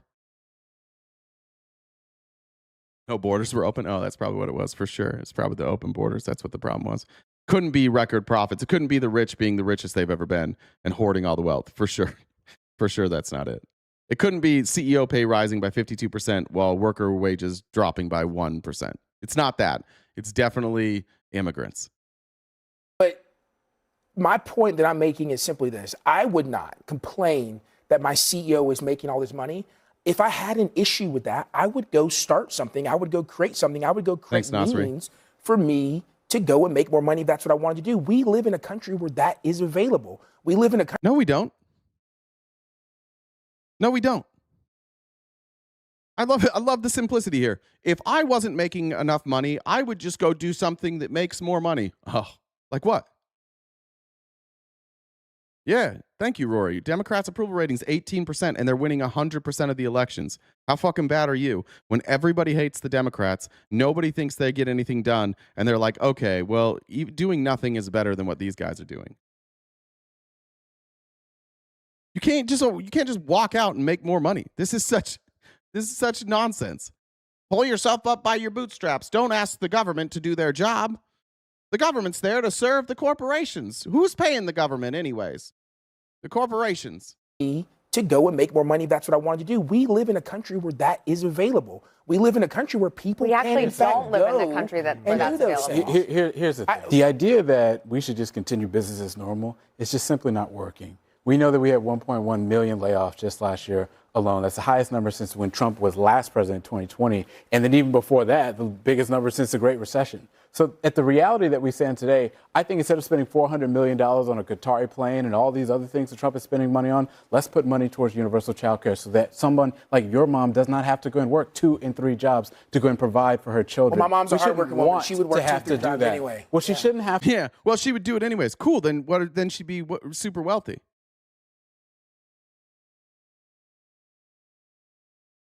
This is one of the most, like, this is the problem with Republican lines of thinking. Well, what if we had a better system where she didn't have to work 2 or 3 jobs? She'd do it anyways. Okay, cool. Then you'd have 2 to 3 times the income. I think this is pathetic. It's not even, I don't even know if it's justification. It's just sheer cuckery. Because the problem is you're still running on trickle-down economics. There's no data that says trickle-down economics works. It's literally just 50 years of indoctrination telling people that someday trickle-down economics is going to work for you. To do that. We come from a long line of well, you know what? Maybe you think that should be something that should be done. I don't think that it should. I think our tax dollars should be That's a good point. If you think you're paying too much for gas, just start your own oil company. Simple. It's very simple. Get out there and drill that oil. Better, and Republicans are not spending it in the way that needs to be. All right. Good job by Isaiah there. Really good job. I don't know why he didn't win in his congressional campaign, but he's good on TV. So glad to see Isaiah getting more recognition. He's really good at what he does. All right. Let's go here. I'm going to show you this just to prove that it was a lie and that they always planned on doing this and that they've never really had a plan. This is Scott Bessent, and need I remind you that this is the right-hand man of George Soros. George Soros and Scott Bessent made hundreds of millions and Soros billions of dollars by manipulating currency, taking advantage of retail investors, rigging systems, and making a fucking fortune. He learned everything he knows from George motherfucking Soros. And now he is Trump's Treasury Secretary. And he goes on TV repeatedly to blame Joe Biden for everything. But this is a clip from last year. This was February 28th of last year. Now, that was more than a year ago because it's May, right? It's May 4th. So we're a little over a year and a month, basically. And listen to what he said last year on February 28th of when they'd stop blaming Joe Biden. I do think that we're seeing kind of the hangover from this excess spending in the Biden 4 years. And what we are going to do now is something that I've talked about several times on your show in the past. We're going to reprivatize the economy. And as we bring down government spending and get the private sector moving again, that may not be a perfect one-to-one ratio, but I'm sure it's going to happen. President Trump said the other day, someone said, well, when does it become your economy? He said, probably 6 or 12 months. Doesn't actually get Soros checks, yeah. Out. I think I would agree with that. I do. All right. So we're supposed to be done by now. 6 to 12 months, we were supposed to be done talking about Joe Biden, but we're not. Ginger says, my master's in social work isn't a professional degree, LOL. I think that was professional, unless it was professor. I assume professional. Just a reminder, guys, we are crowdfunded. We rely on your generous donations in order to pay our bills every month. Venmo, Cash App, PayPal, and Super Chats are the way to go. If you're wondering who takes the least amount from us, it's going to be Venmo, Cash App, and PayPal. Super Chats take a little bit more, but if you could help us knock out that goal, it would be greatly appreciated. On Wednesday, we're going to watch 2 more episodes of Company Retreat for our members. Members-only events happen every other Wednesday. You need to be a paid subscriber either on YouTube or Twitch to join those.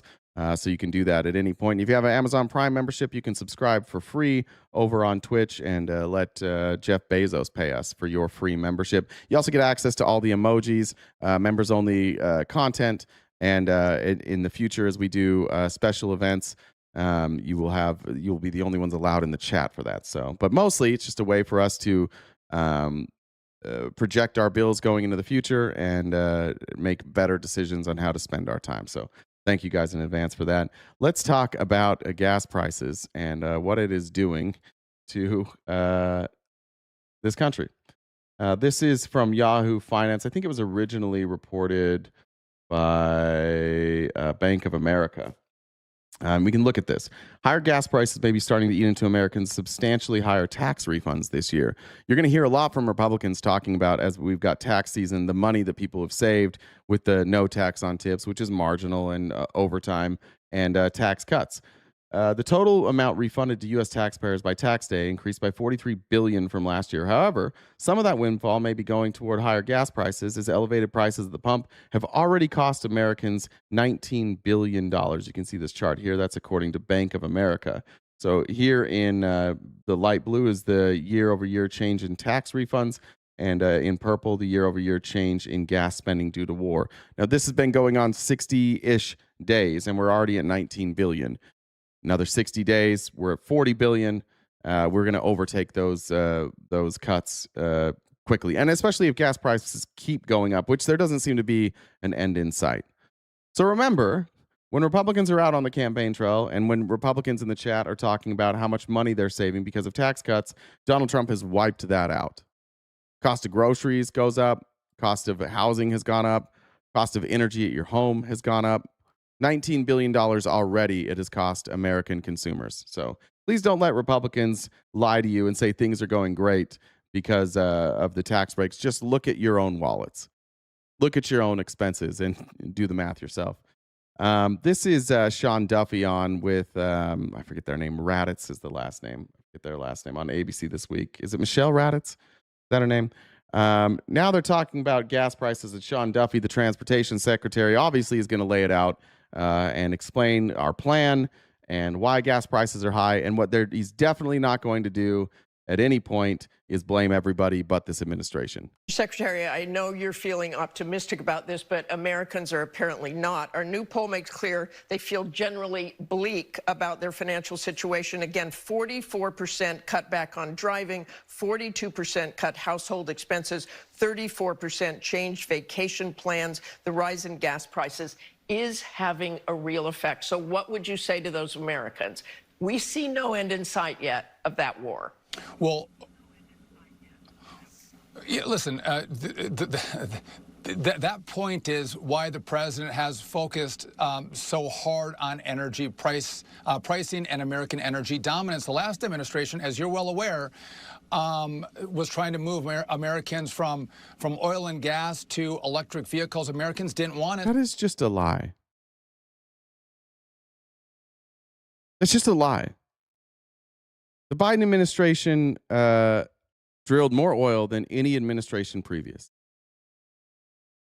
It's just a flat lie. Yes, they were also pushing electric vehicles, which is smart. Because having multiple energy sources, especially cheaper energy sources, is smart. Having electric vehicles is smart. I'm telling you, like I drive a lot. The person I'm dating lives like an hour away from me. It makes more sense for me to drive because I have an electric vehicle. It costs me like $8 to drive an hour. She's her car. She's got a SUV. She said she's spending an extra like $300 a month on gas now. Wouldn't it be nice to have an electric vehicle today? And some of that electrical vehicle, like I can choose when I charge it, so I can go and I can get lower kilowatt hours, and they're supplementing that with solar energy. Pretty cool. Wouldn't it be nice to have that in times right now? And you know what that would do if we had more electric vehicles? It would also reduce demand for those of you who have gas vehicles, which would do what? Keep prices lower. Yeah. Heaven forbid, right? There's only one administration that's attacking the car industry, and it's this one. And they're doing it on behalf of the oil industry, who doesn't want to lose any amount of their record profits. So hard on energy pricing and American energy dominance. The last administration. You've never dated anyone? That's not true. I've been dating your dad. It's just a weekly thing, and he pays me for it, but he calls it dating. I call it ramrodding, but he's a little more sentimental than me. As you're well aware, was trying to move Americans from oil and gas to electric. Can I just do this? Sorry. I don't mean to cut off, because we do this every fucking times and every time. WT Mudhen, no EV for me, but I know how many fossil fuels are burned in their production and transportation. Yeah, once, and then it doesn't burn any more fossil fuels. Duh, dude. Duh. If I have a house that's solar powered, yeah, there's going to be a lot of fossil fuels that are used to build my house. But then I'm not going to use either fossil fuels or LNG to power my house. I'm going to use solar. So then I don't use any more LNG, right? It is bizarre how a dumb talking point can keep you guys from good policy. Because it is, and it's further proof, like this is an ideological opposition to renewable energy. I can't for the life of me figure out why the fuck you would have an ideological opposition to renewable energy. Why the fuck do you have an ideology considering energy at all? Energy, for me, I want the cheapest energy. That's number one, the cheapest. Number two is the cleanest. Number three is the most renewable. Lucky for me, fossil fuels aren't any of those. So I want the least amount of fossil fuels possible. And how do you get less fossil fuels? You build up infrastructure. You build more solar plants. You build more hydro plants. You build more wind turbines. You have more electric vehicles. And what do you do to build those things? You use your existing energy sources, which largely is oil and coal and LNG. But those are one-time production measures. And as you build out the infrastructure, guess what? With time, your production of vehicles and wind turbines and houses and infrastructure become partly powered by the renewables. And with enough time, the majority can be powered by renewables. Where's Asta Sophia sent this last week? She's in Iceland, and I thought this was really interesting. I didn't know this. In Iceland, their energy mix, their total primary energy, 65% of the energy generated in Iceland is geothermal. 20% is hydropower. Less than 10% is fossil fuels. In the electricity sector alone, 70 to 72% is hydropower, 27 to 30% geothermal. Do you think that happened overnight? Do you think they needed to use fossil fuels to build out that infrastructure? Of course they did. It's also easier to complete those projects in Iceland because it's much smaller, so it doesn't take as much time. So it makes sense that they would be way ahead of us. But Jesus fucking Christ, can you guys just figure out like process and how this works? How did we build the railroads? Did we do it with trains? No. How do we build the roads for cars? Did we do it with cars? No. How do we build airplanes? Did we do it with airplanes? No. You use the existing technology to build the technology of the future. And as you build the technology of the future, you build out infrastructure so that you can build that technology more efficiently. Stop. Yeah, thank you. Use your brain. Don't just stop on a talking point. Keep going. If I could give all MAGA advice for all of your political opinions, keep fucking going. Don't stop. Ask yourself, is there a response to what you're saying? Yeah, I don't like EVs because it takes a lot of oil to make them, so what's the point? What is the point? Well, I guess you could say that you only have to use that energy once to make it. Right. Then what? Well, then you don't have to use it. Right. So is that less fossil fuels? Yeah. Don't stop. It's the difference between a progressive and a conservative. Conservatives stop. You just get to a talking point you like, and then you're like, I'm done. That's all my brain can handle today. Bye. And then you'll just show up with that same talking point every day. Somebody in this chat every single day says that exact thing. Every day. We correct it every day. And then the next day, somebody shows up again, and they're like, it takes fossil fuels to make electric vehicles. And then we do this and every single day. So that's my advice so that we don't have to do this every day. Keep thinking. Don't quit. Thinking's a good thing. Critical thinking's fun. Challenge your own beliefs. It's a cool thing. Grandma, sorry. I'm sorry, Grandma. I'm sorry. I'm advocating that you keep evolving. I know. As you're well aware, was trying to move Americans from oil and gas to electric vehicles. Americans didn't want it, so the president has leaned into American energy dominance. And yes, we have seen an increase in pricing, but if you look at what the president has done for consumers, one big beautiful bill, he wanted to make sure that Americans got a big tax refund this tax season. Not sure if that was in your poll. I didn't get a chance to look at it before it was. Came on, but the Americans were happy with how much they got back because... Yeah. You can both be happy with the amount you get back from taxes and have lower prices. You could do both. What the Republicans are telling you is, hey, we didn't fuck up everything. Yeah, we fucked up energy, but we did cut your taxes. Cool. Hard to be you and your girlfriend need to move in together to save on gas. Yeah, it's a little early for that. Little early for moving in together. He said, listen, we're not going to tax tips. We're not going to tax Social Security. But, Mr. Secretary, what I'm talking about is now. I'm talking about now. Their pocketbooks. I'm talking about now. What is your message to Americans now who are suffering because of these gas prices? Well, Martha, I am talking about right now. We just went through tax season. I am. I'm talking about it by telling you that there's some other stuff we didn't fuck up. That's what I'm saying, Martha. Are you listening? Talking about what happened with people's refunds as they've gone through tax season. So, well, clearly yes, they're not energy feeling prices it. Energy prices have come up. You're right. Yep. And again, you have to look at the president to say, what does a leader do? What does a president do when he sees a potential nuclear Iran? I fell backwards. Will you explain how higher gas prices help you? Do you own a? Do you own a like an oil company? He's not going to tolerate it. And we can't have that when they have long-range missiles that can deliver those nuclear weapons to many of our friends and to many of our bases. That is untenable. And it's been a problem and you've reported on this. For decades, it's been a problem. This is the first president who said no more, no longer. We're not going to have a nuclear Iran. So he's leaned into that.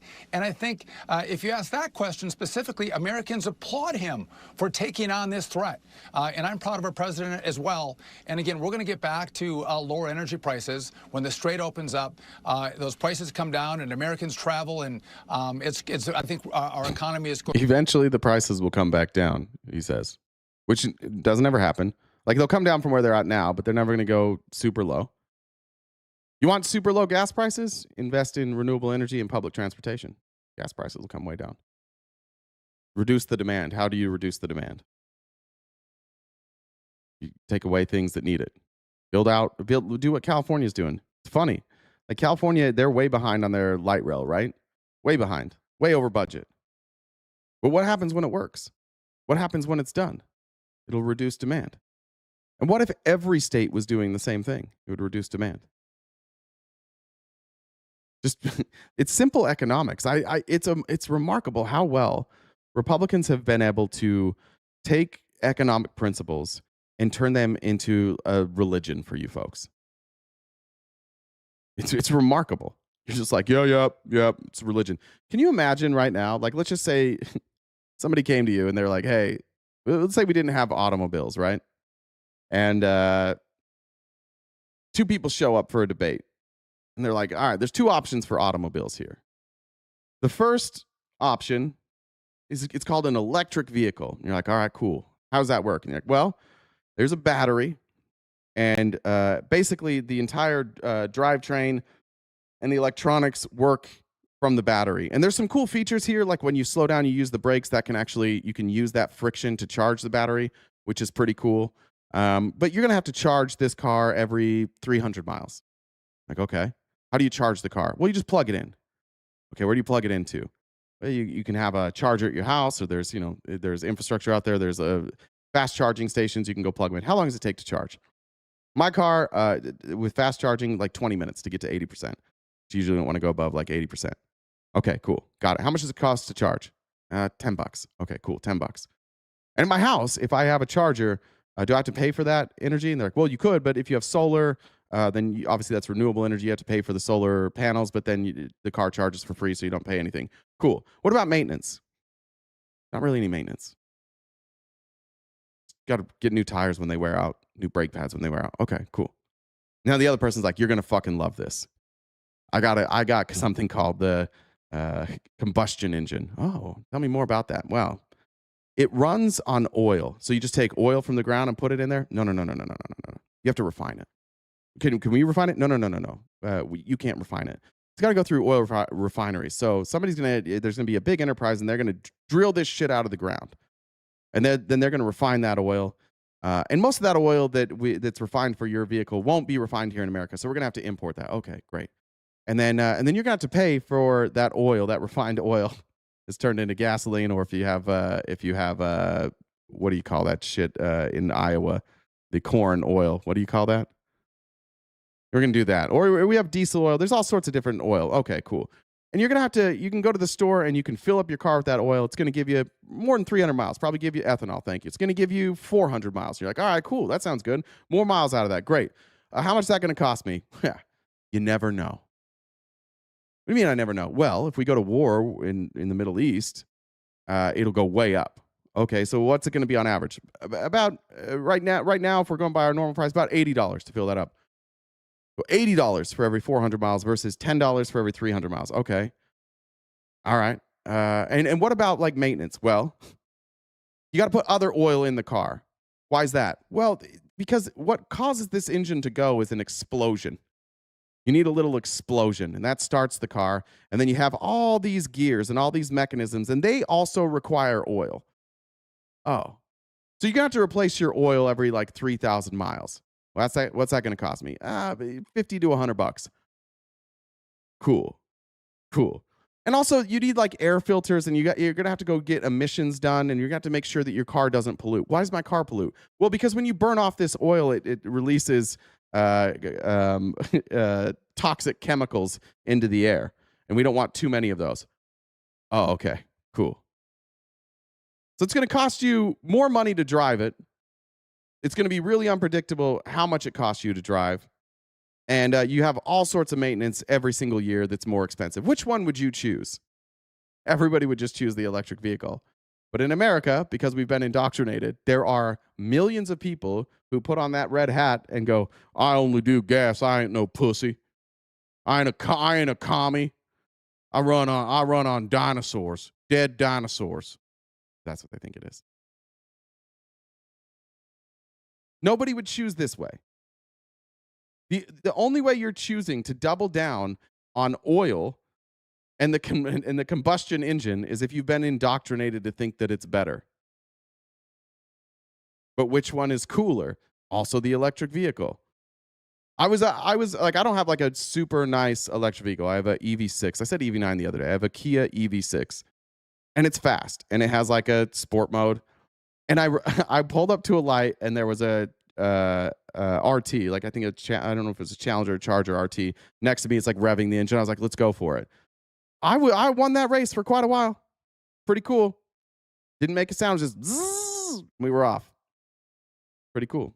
But the electricity used to charge the coal comes from coal. See? We already did this, but Avalex will do this again. Yes, some of the electricity that comes to charge my car could come from coal, but I live in Arizona where we have a lot of solar energy, and it's all built into the grid. And where I go and I charge my car, there's also solar panels. So you build out the infrastructure, and eventually you can wean yourself off of coal. You can wean yourself off of oil. You can wean yourself off of LNG, and you could have charging stations like they do in California that are completely renewable, powered by solar energy. You can just do that. See?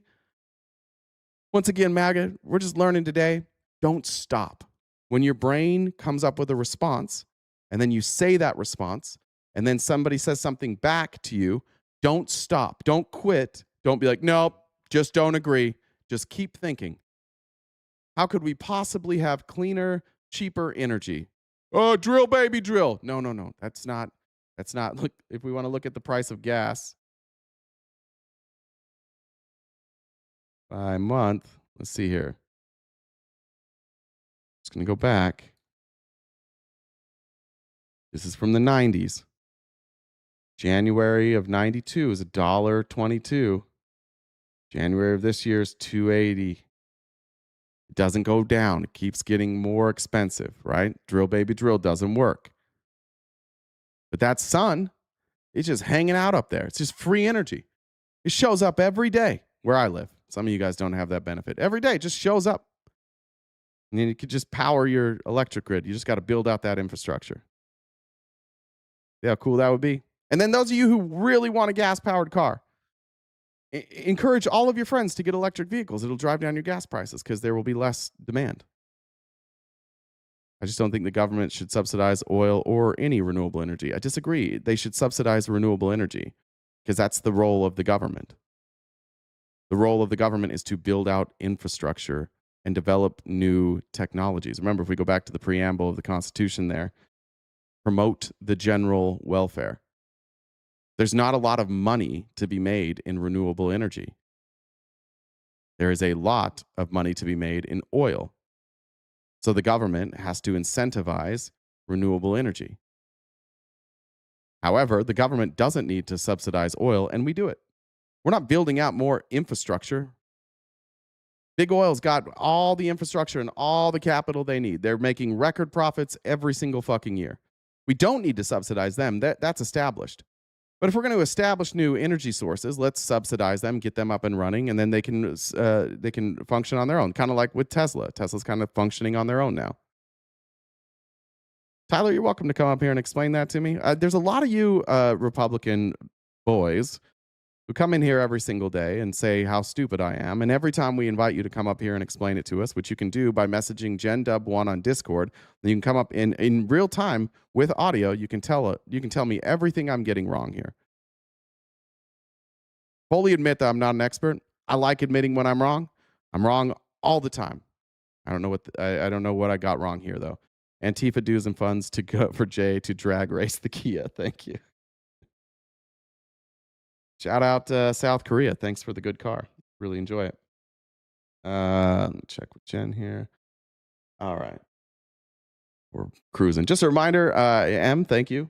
We are crowd-funded, and I know times are tough for a lot of you, but if you can donate to help us keep the cause going, that'd be greatly appreciated. This is how Jen and I pay our bills. And so you can donate using Venmo, Cash App, or PayPal. We'll read anything that you write. Also, super chats. And, of course, memberships are available on YouTube and Twitch whenever you would like them. And you can join us for members-only events there and maybe someday again on TikTok. We'll see. A reminder, if you do want to keep your TikTok membership, you may want to switch it from the account that got banned and go to our backup account, or I would just change it to YouTube or Twitch. So thank you. Also, Modern Relic. It's... if you think RTB is stupid, it's most likely you who are stupid. Maybe, maybe not. But it does seem like all the people who call me stupid can't figure out how to use an app on their phone called Discord, which is tough. You don't have to consult me on anything, but absolutely nobody should consider anyone's thoughts in here. You're also... Well, Tyler, I'll engage with you here then. Tyler, what do you think I got wrong here? What is it about that rant I just went on that you think I got wrong?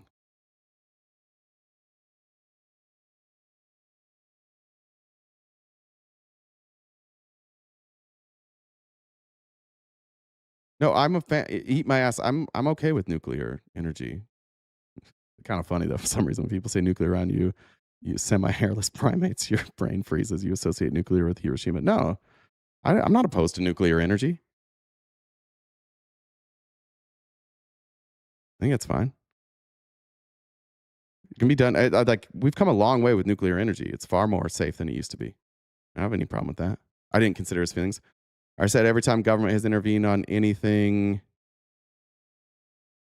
Well, what do you mean with that, Tyler? Let's talk about where the government's intervened. The government built the railroads. The government builds the highways. Government, like public schools, generally are better than private schools, like or charter schools. They educated an entire country. Was it private industry or was our government that got to the moon? What about all the weapons for our military? Who developed those? What about medicine? How many advances in medicine came due to government grants? How about the automobile itself? You don't think the government was involved in that? Air travel? You don't think the government was involved in that? Throw out examples. Who pioneered technology for GPS, the internet cell phone? Yeah, who built the internet? Was that the government? Damn railroads took my great grandpa and uncle. Well, you should have chased them down. I mean, Tyler, that's the thing. You call somebody stupid and then you just overgeneralize when the government's not great at everything. You mean like the Spirit and JetBlue merger, like that? The government refused to wait, hold on. The government refused to allow two failing companies to merge. Yeah, wait, hold on, Tyler. Are you saying what two private companies are failing, now it's the government's job to step in and save them? You can't make both arguments, that if the government helps, that it fails, and now you're and this is the incoherence that we're going to see with the rest of these Republicans today. It's entirely incoherent. If the government gets involved, it fails. Government refuses to get involved. They failed. They were failing on their own. That wasn't the government's fault. Whose fault was that? Less options now. Oh, so did you want the government to step in there, Tyler? You wanted the government to step in and step in with private business? So, Tyler, how are you making both the argument that the government sucks and the government needs to step in to save private business? This is a tough argument for you. Make that argument, though, for me. Explain what the government should have done. You had Spirit Airlines, who was billions of dollars in debt, trying to merge with JetBlue Airlines, who was billions of dollars in debt, both of whom now are crippled. It was the government's fault. Wait, Tyler, if JetBlue and Spirit merged, there would have been less options. And it wasn't the government that stepped in. It was a court. It violated the Constitution, Tyler. It violated our laws. It was a judge who ruled that they could not merge, specifically because it would destroy competition. You came equipped with the government talking points today, didn't you? I've been watching Sean Duffy, and he's making some excellent points. We have monopoly. Yeah, exactly. We have monopoly laws. How would two companies merging make more options? Yeah, no, we get it, Tyler. There's less options now. We get it. You've said it 4 fucking times. What I'm confused about is you saying that's the government's fault. The government should have stepped in. Right after you said, if the government touches anything, it fails. The government refused to touch it, and it failed. And so now it's also the government's fault when a private company fails. Why do you think Spirit failed? Why do you think JetBlue is failing? We'll get to that. Stay tuned. We'll get there in a little bit. But let's move on now to Scott Bessent, and let's talk about oil futures. Tyler, stick around. You might learn some stuff about Spirit Airlines today. In other words, more oil on the market is simple supply and demand. You're thinking that this is going to help the case on oil prices. You've got the UAE no longer needing to follow quotas from OPEC. They'll put more oil on the market, and that adds to the oil on the market to send prices. You think oil prices will be lower before the midterm elections? I think oil prices, we can see in the futures market that oil prices are already lower 3 months, 6 months, 9 months out. But again, Maria. Those are futures. This is a little bit shitty. These are predictions. And the reason that futures are lower 3 months out, 6 months out, 9 months out is because for whatever reason, they still trust this administration. They still trust that we're going to be done with this war. I'll show you some numbers. I think he's painting a rosy picture here. But we're talking about oil futures. That's the way that people are trading oil futures. That's not necessarily going to be the case, right? Like if the price is much, much higher, then you're going to have a bunch of people who have bet that way. Tyler, there are hundreds. Stop calling people stupid when you just did what you did. Every time the government intervenes in something, it always backfires. You guys are stupid. Okay, so the government didn't intervene. So it sounds like them not intervening with Spirit was what you wanted. The government refused to intervene. Oil tankers waiting in the Gulf to come out. The U.S. is only blockading Iranian ships, and we will see. I wouldn't be surprised if we don't see more of those ships coming out. The Iranians, it reminds me that they're kind of like the Keystone Cops here. It reminds me of Baghdad Bob. Back during the Iraqi war, you had the guy kind of spouting nonsense while the tanks were driving around behind him, and the Iranians are like this. They're not tolling the strait. We think that they've gotten less than 1.3 million in tolls, which is a pittance on their previous daily oil revenues, and their oil. Do you see what he's saying here? It's okay that you guys are struggling. It's all right that you guys are struggling and that prices are really high because Iran is losing money. How does that help you? How does it help any of us if Iran's economy crashes? That will create a power vacuum. That will create violence. This never works. It never fucking works. I don't know how Republicans, you're sitting here listening to this and you're like, oh, well, we are paying a lot, but at least Iran's getting fucked. Cool. How does it help you? Their oil infrastructure is starting to creak. It hasn't been maintained, again, because of our decades-long sanctions against them. They are rapidly filling up storage, and as that happens, they're going to have to start shutting in wells, which we think could be in the next week. Great. Doesn't help you. Herb, by the way, I've known a lot of very wealthy people in my life. I've never met a wealthy person who sits on the internet and tells people how much money they make in a YouTube chat. Nobody believes you, but you should just stop doing that and stick to the discussion here. Nobody believes you. It's not true. Tell us the name of your business. Tell us the name of one of your businesses and we'll look it up. All right. Let's go here. Listen to the difference between Chevron CEO Mike Wirth and Scott Bessent. Scott Bessent's just telling you everything's going to be okay. Oil prices are coming down in the 3, 6, and 9-month futures. Prices are going to come down. He works for the administration and he has an incentive to say that. Now, this guy, Chevron CEO Mike Wirth, first of all, fuck Chevron and fuck CEOs who make as much as he does while people are struggling that work for that company. People are being laid off right and left. Fuck the billionaires and tax the rich. But secondly, this is a guy who actually knows the numbers. This is a person who's actually projecting in the future. And you tell me if he sounds like Scott Bessent to you.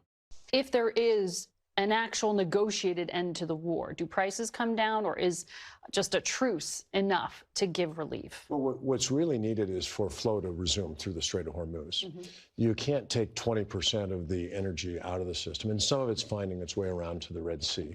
But there's still a substantial amount of world energy supply that is not able to flow. And so that's the key thing, is to restore that flow. It allows markets to begin to rebuild these inventories. It allows us to get products to where they're needed and to alleviate some of the pressure. But that all will take time. It's a world where we got logistics of ships and pipelines and moving things around to markets around the world. And so that's why I say I think it's going to be with us for some time, because even if the Strait were to open today, getting supplies to where they're needed and resuming the normal functioning of the system is going to take some time. Yeah. They're not just going to come right back down. Scott Bessent's a liar. There's no oil industry expert that tells you that in 3 months prices are going to be back down. Nobody thinks that. Only Scott Bessent, only the administration. And by the way, just as a general rule of thumb, don't take future economic predictions from politicians or an administration. They don't know. Question is, what's the solution to the Iranian war? I have no good one. Pull out completely. Go home. We didn't need to go to war with Iran. There's no evidence they had a nuclear weapon. They only started building out their nuclear program that way after we got out of the Iranian nuclear agreement.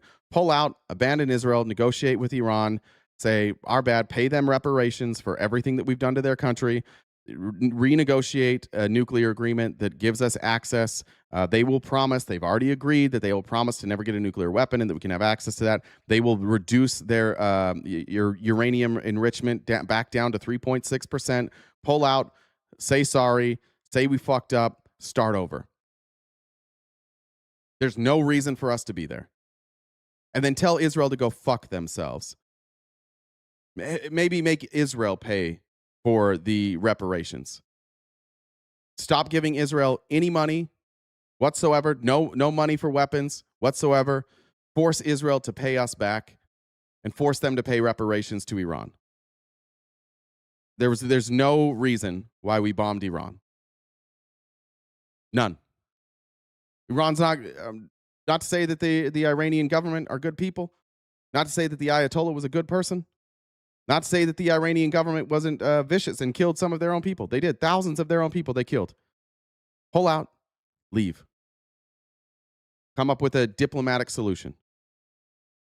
And yeah, and correct. And then do a 2-state solution. Force Israel to give up their fucking nukes. Tell them if they ever step foot in Palestine again, that will blow them the fuck up. That's what we do. We take care of the terrorists, which is Israel. That's what we do. Don't worry about it. Don't worry about China. China's not doing shit. China's not a threat to us militarily. They could be if they wanted to. They're not going to be. They don't want to be a military threat to us. Then you go negotiate with China. You sit down with China and you say, hey, can we just work together instead? Let's work together. Let's stop being enemies. Look, we'll show good faith. We're going to pull out of Iran. We're going to slap Benjamin Netanyahu in the face. We're going to let him go to trial for war crimes. And let's negotiate some peace with China too. And then China and the United States can then go and turn and put pressure on Russia and say, knock that shit off, Russia. Now you got China and the United States on the same page. Russia, get the fuck out of Ukraine. Get rid of Vladimir Putin. There's already an uprising happening in Russia. Get on the other side of that coup. Stop being on the side of Vladimir Putin.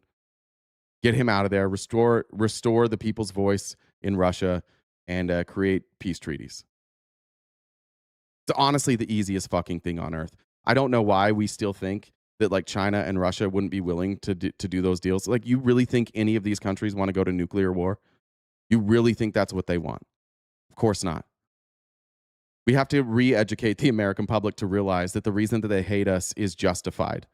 The reason they're afraid of us is justified. The reason they build up their armies, the reason they spy on us, the reason they steal our secrets is justified, because we're not very good.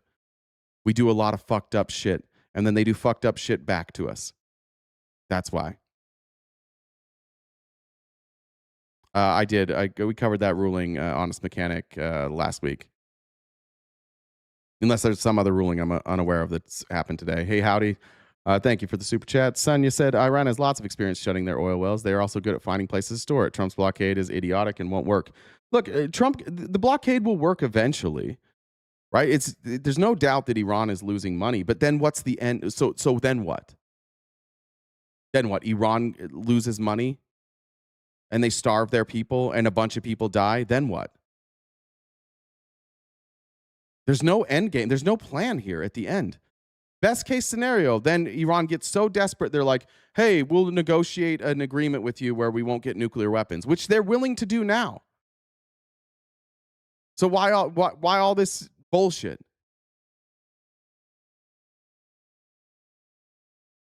That's definitely not going to happen. I mean, it's definitely not going to happen. Of course it's not going to happen. You asked me what the plan should be. Why is it not going to happen, though? It's not going to happen because Donald Trump, the Republicans, and half of the Democrats in Congress are owned by Israel. And Israel wants Iran decimated, and Israel wants to expand. What they do. And we like that too. We like having control. But it's the reason it's not going to happen is because we're full of a bunch of corrupt colonialists that just want to go and invade land all over the world and dictate what everybody else is doing when we should just stay the fuck out of it. No one said they had nuclear weapons. They said they were close to getting a nuclear weapon or making one. Yeah, don't care. They weren't close. They weren't anywhere close until Donald Trump pulled out of the Iranian nuclear agreement. So reestablish that agreement, which Iran has said they're willing to do. I honestly, I don't think that there is any evidence at all. And somebody can try and give me some evidence. I have not seen any evidence ever that Iran had aspirations of being a nuclear power until we got out of the Iranian nuclear agreement. They were enriching at 3.6%. Yes, they were breaking some of the rules. It's true. And we would have had to renegotiate a deal because the deal expired after 10 years and then you had to renegotiate. But their expansion into 60% enriched uranium, that all happened post. And that makes sense. I've said this before, but you don't have to defend Iran to say this. I'm not defending Iran. But if you were running Iran, and it's whatever your belief system was, however you want to run your government, but if you were running Iran and there was a country standing between you and Israel, and Israel had nukes pointed at you, and the country standing between you and Israel was the United States, and you knew that you were protected because the United States would not let Israel blow you off the map. Suddenly, if the United States pulled out of that agreement, said no more protection, and Israel had nukes pointed at you, you would immediately build up your nuclear program, whether you meant to use it for a nuclear weapon or you just wanted to scare Israel from using their own nuclear weapons, whatever it might be. That is the right way to posture yourself. That is what every good world leader would ever do. We created this mess on purpose. This is what Netanyahu knew. He knew exactly what they would do. And then once they built it up, he just started coming back to the U.S. Look what they're doing. Look what they're doing. Look what they're doing. You better bomb them. Trump 1, no. Biden, no. Obama, no. Trump 2. Oh, the Adelsons gave me $500 million. Yeah, fuck it. Let's bomb them. Israel doesn't have nukes? Wake the fuck up. Oh, Jesus Christ. Google it. Dirty South Climbing. Google right now if Israel has nuclear weapons. They've admitted it. What are you talking about? Of course they have nukes. Are you unaware of this? Are you unaware that Israel has nuclear weapons? You know where they got that technology? We gave it to them. Just kidding. They stole it from us. They stole our nuclear secrets and made their own nuclear program. And they have nukes, and they won't tell us how many they have. They won't tell anybody how many they have. Israel's the problem. We're the problem. Iran's not the problem. Sooner we get to that place, the better. Wasn't me said to get you to meow at Harold and Kumar, my cats. Meow. I hope that worked. Hope that caught their attention. Last week it was your mom. Shout out Barb Cat if you're out there. And now it's not Barb Cat, but Cat Cat.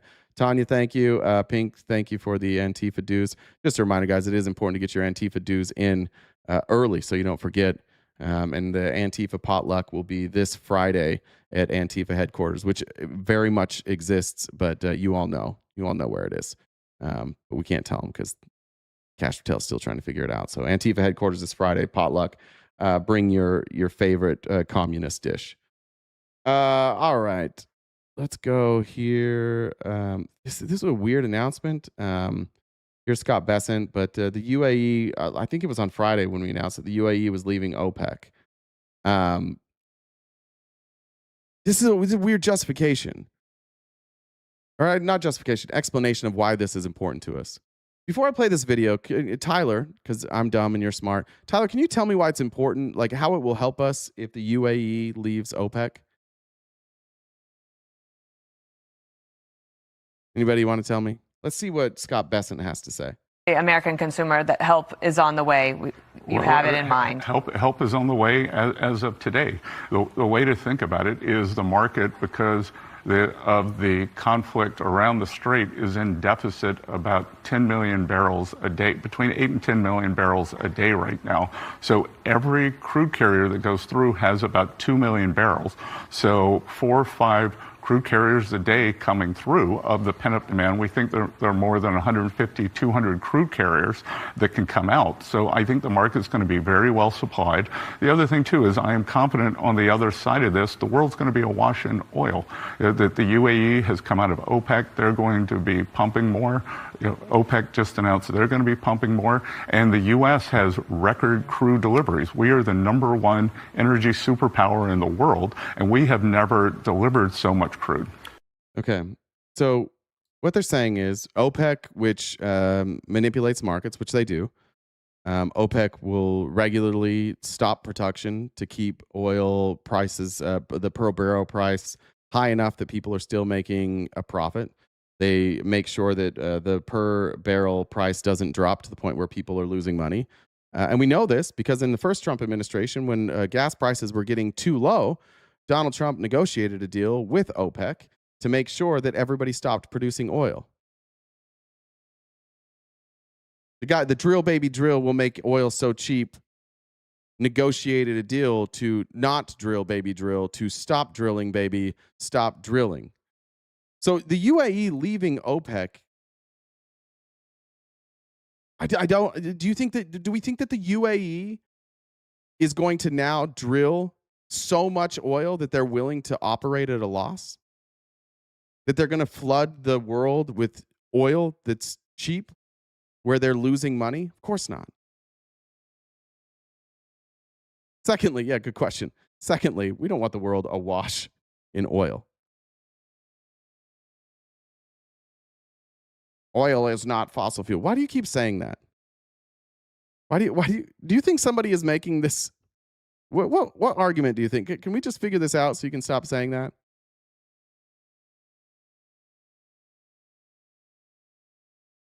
I think that's, what's that called? We looked this up. The petroleum hypothesis. Does anybody know what it's called? This is what I think this is what you're referencing. What is it? The abiogenic petroleum hypothesis, which suggests that hydrocarbons are created by deep earth geological processes, not decaying organisms. I think this, I don't know if this is like popular in flat earth. It's kind of a new thing. But the scientific consensus is that oil is formed from the remains of microscopic marine organisms, not necessarily, not like dinosaurs, not necessarily fossils, but like plankton, algae, and then it was trapped, and then it was compressed into hydrocarbons. Is that what you're saying? Is that what, oh boy, is that why you keep saying that oil is not a fossil fuel? You just like heard something online and you started saying it. Consensus is not science. Okay, but either is non-consensus, right? Well done, Herb and Colas. Yeah, abiogenic. Yeah, it's a theory. What's the scientific evidence behind that? It says, while abiotic hydrocarbons have been found in the Earth's crust, the vast majority of commercial oil deposits are found in sedimentary rock, consistent with organic decay, not mantle processes. But either way, it seems like a really dumb thing to fucking argue about. Instead, we should be arguing about which oil or which energy sources are the most efficient. That seems like something big oil pushes to distract people from having a real conversation about something that matters. But the scientific consensus is that oil is fossil fuel. And until scientific consensus changes on that, I'm not going to believe some internet theory that I don't know why. Is it to say like that you don't want to believe that is it a Christian thing? Like you guys don't want to believe that the earth is as old as it is? Is that what is it on? Consensus based on evidence is science. That's a good point. Thank you, Greggies. I'd sit back and enjoy popcorn for a couple of years, let flat earthers run the planet if I didn't think we'd end up in caves again. They probably don't believe in caves either. All right. Let me skip down. I want to go to Spirit and then we'll go to Iran. This video was made about a year ago. It was from CNBC. It was the best one, I thought. It was like, I thought it was the least like politically Would you say to the American coded video from CNBC. I'm going to let this play and I'm going to pee real quick while this plays. Just a reminder, we are crowdfunded. Anything you do to help us knock out that gift goal will be greatly appreciated. Cash App, Venmo, and PayPal are the preferred methods, but we also take super chats. I'm going to start this. I'm going to run to the bathroom real fast and I'll be right back. Late night comedians needed another reason to make fun of Spirit Airlines. The discount pioneer filed for bankruptcy in November. You're trying to tell me they weren't in bankruptcy this entire time? The number of passengers boarding U.S. airlines hit an all-time high in 2024. U.S. airline giants like Delta and United saw their stock prices soar last year, but Spirit Airlines was down 90% before it filed for bankruptcy. Spirit has had one challenge after another coming out of the pandemic. The airline industry has been dealing with supply chain issues and rising fuel and labor costs. In addition to that, Spirit has struggled with an engine recall, grounding dozens of its jets, weaker than expected sales, and a failed acquisition with JetBlue. Everybody's dealing with the fact that costs are 30% higher than they were in 2019. Airlines that have shown more success have greater exposure to premium and corporate, which makes sense because those are the kind of demand segments that you could pass through more of the cost easily. The icon of budget air travel in the U.S. has not been profitable since 2019, and it lost over $2 billion since 2020. It is the first major U.S. airline to file for Chapter 11 since American Airlines 13 years ago. CNBC explores what drove the airline to bankruptcy and what's ahead for the carrier. Now, remember, this is obviously a year ago, but I think it's important as this administration is rewriting history on who Spirit is. I also want to, when we're done with this, like, there's a real solution to this. And unfortunately, the real solution to this is not viable because of politics. And I don't even think that that's one way or the other. But there's real solutions to these problems if we didn't live in the United States of America, where we believe that free market capitalism is a god. Airlines is known for its bright yellow planes and cheap fares, a business model that helped reshape the airline industry. Before the pandemic, Spirit was one of the more profitable U.S. airlines. They became wildly successful for a pretty simple business model. They offered a rock bottom fare and they charged fees for everything else. Everything else includes bags, both checked and carried on, seat selection. It even charges for water. It started its a la carte model in 2006, spearheaded by its CEO at the time, Ben Baldanza. Spirit Airlines was very successful in driving down fares in many markets. The larger competitors, the Uniteds of the industry, were trying to compete with them, and it sparked fare wars. And ultimately, for consumers looking for cheap flights, it was great.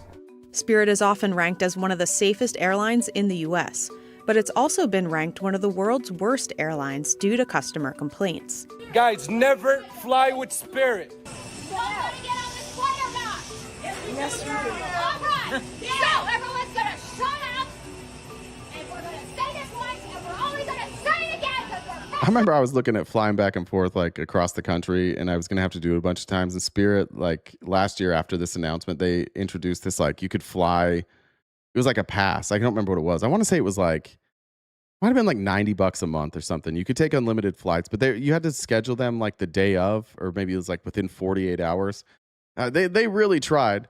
The real problem with a company like Spirit Airlines is that there's competitors, and then you get a bad reputation, and then people stop flying them.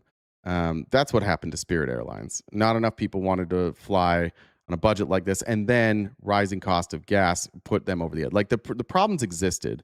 If Spirit had been in good shape as we had this rising cost of gas, they would have been like United and Delta and American Airlines, that they'd be able to survive this, but they couldn't because they were already fucked before all this happened. After a steady streak of profits, the company has struggled to earn money since 2019. The pandemic was devastating to all the airlines, but that was just the start of Spirit's financial woes. Passengers have since returned in record numbers, but airlines are facing shortages of new planes and higher labor costs. The industry having costs that are 30% higher than they were in 2019, all fares have to be about 30% higher than 2019. So when you are catering to the market that's more price sensitive, it's going to be harder to pass through those costs. Airlines like Spirit and Frontier are built on a model that depends on keeping costs low. Coming out of the pandemic, nobody had... Spirit is always late. Am I the Spirit Airlines of online live streamers? Maybe I'm Spirit. Low cost. Pilots were in short supply. You saw these enormous bonuses being handed out. New labor contracts came out. What's that? What's that? You'll notice this won't be covered. They're not going to... The Trump administration isn't going to talk about any of this. Coming out of the pandemic, nobody had low cost. Pilots were in short supply. You saw these enormous bonuses being handed out. New labor contracts came out. Spirit was among them. They bumped pilots. Give all the investors big bonuses, all the CEOs bonuses, pay out dividends, and then cut labor costs. Make sure that the people that work there hate their fucking job. Good idea. Pay more than 30% over a couple of years, and that was a big cost to them. Inflation, the same way that it affected consumers, it also affected airlines. On top of that, many airlines had to shift growth plans due to the delays in aircraft deliveries. Spirit, who has... Can we also just point out that all of these airlines are only made functional because of government programs?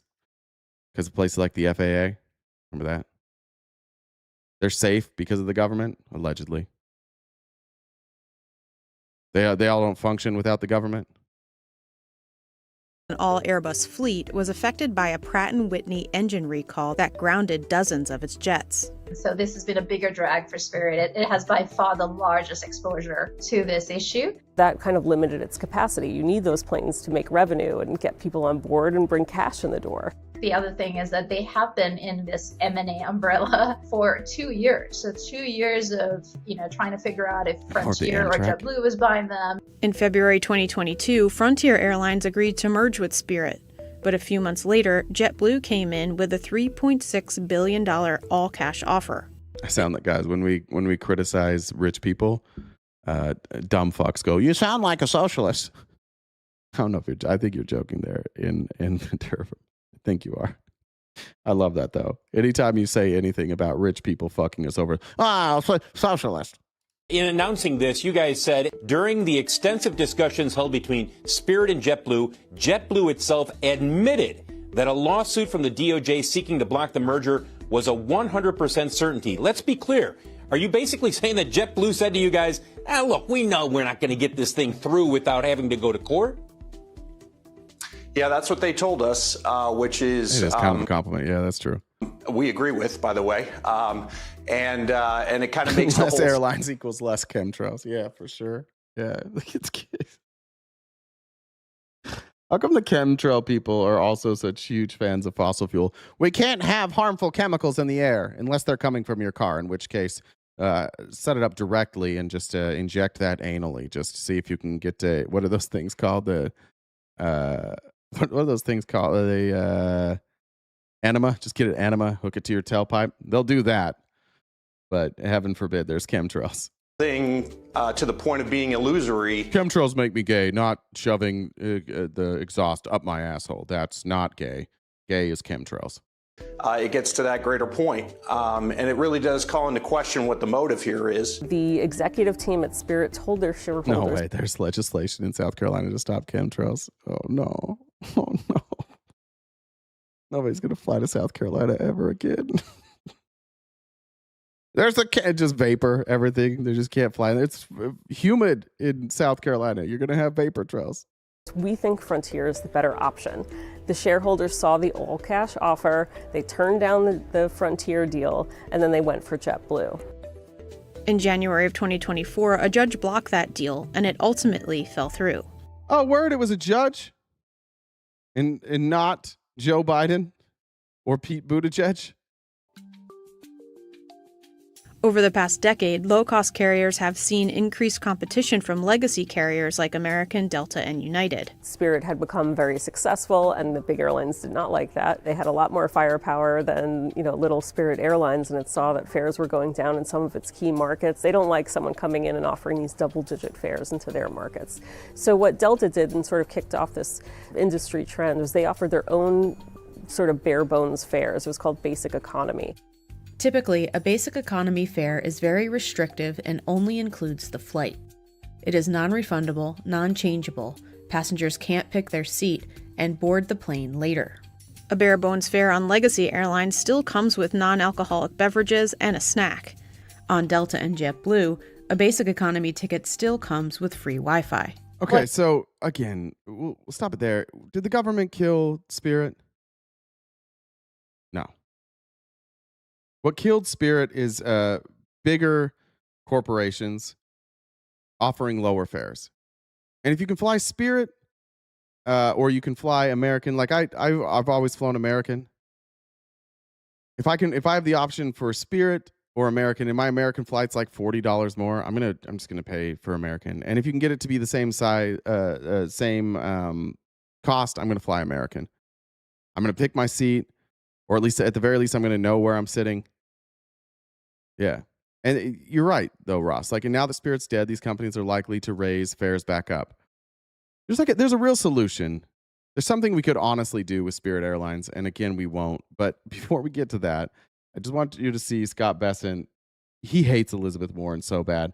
Every time they meet in the Senate, he gets so mad at Elizabeth Warren. And he always yells at her. He's like, you should fix this. It's your fault that we don't have healthcare fixed. And he always yells at Bernie and Elizabeth Warren as if they haven't been trying, they're not the only ones ever. Hey, don't take money from healthcare lobbyists. And also let's do single payer. And they can't pass their legislation because everybody else is paid by healthcare lobbyists.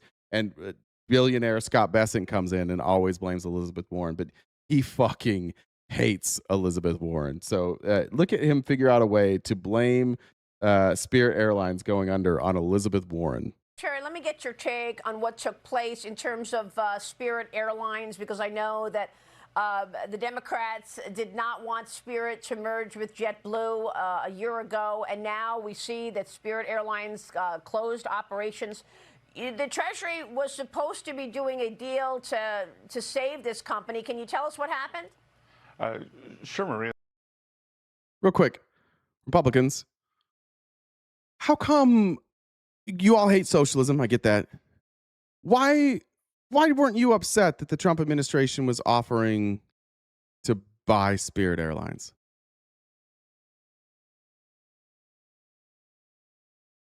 I kind of liked that idea, honestly. There's places where the market doesn't, like the private market doesn't fill in gaps. And that's where the government should step in. You want to drive? You want to get to and from work? You have a car. It can be expensive. If you don't have a car, you can do Uber. If you really don't have money, public transportation. Public transportation is there for people who cannot afford to travel by other means. Why not? I would hate that idea, but Trump's too liberal for me. Why not have a government run airline? Is it going to suck? Yeah. Is it going to be no frills? Yeah. Are you going to get treats? No. No, you're not. But is it going to be cheap? And can you get from place to place? Yeah.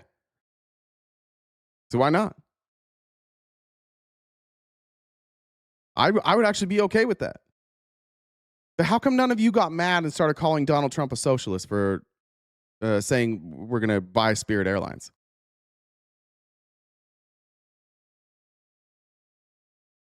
None of you?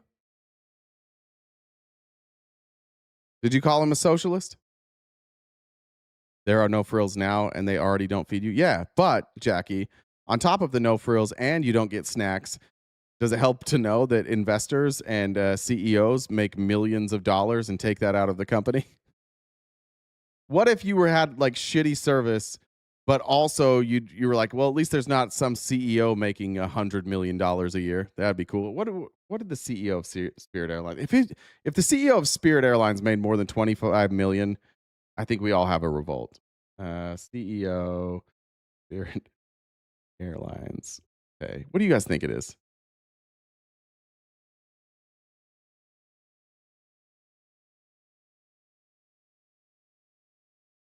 About 8 million. Okay. All right. That's still too much. But better. I thought it was going to be like 25 million or some shit. Yeah. It's just going to be like public transportation, but it's in the sky. Yeah, like a sky bus. Probably going to be some weird shit you see on there. But if you really need to get to and from a place and you don't want to spend a lot of money or you don't have the money to travel, make it a non-profit. 8 million, he still lost the company. Yeah. Well, I mean, he was the CEO. I don't know if he got fired or not. So this is just more of the mess we inherited from the Biden administration. In September 2022, Elizabeth Warren, who loves to write letters, sent a letter to the Justice Department, to the Transport Department, saying that they should oppose the merger with Spirit Airlines. JetBlue wanted to buy them. So the Department of Justice was litigating this. A judge ruled against it.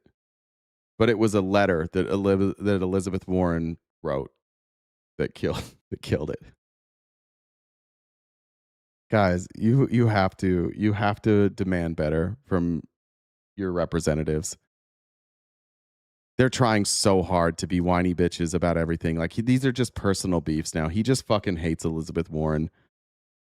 You have to be remarkably stupid to believe that this was Elizabeth Warren or Pete Buttigieg's fault.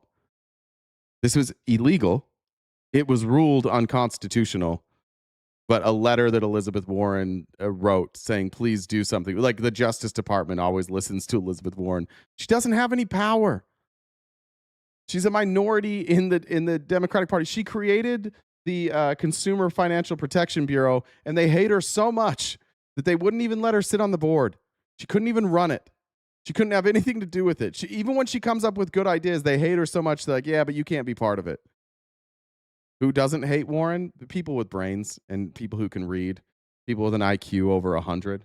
Elizabeth Warren's brilliant. The only thing that you have to say against Elizabeth Warren has to do with her ancestry.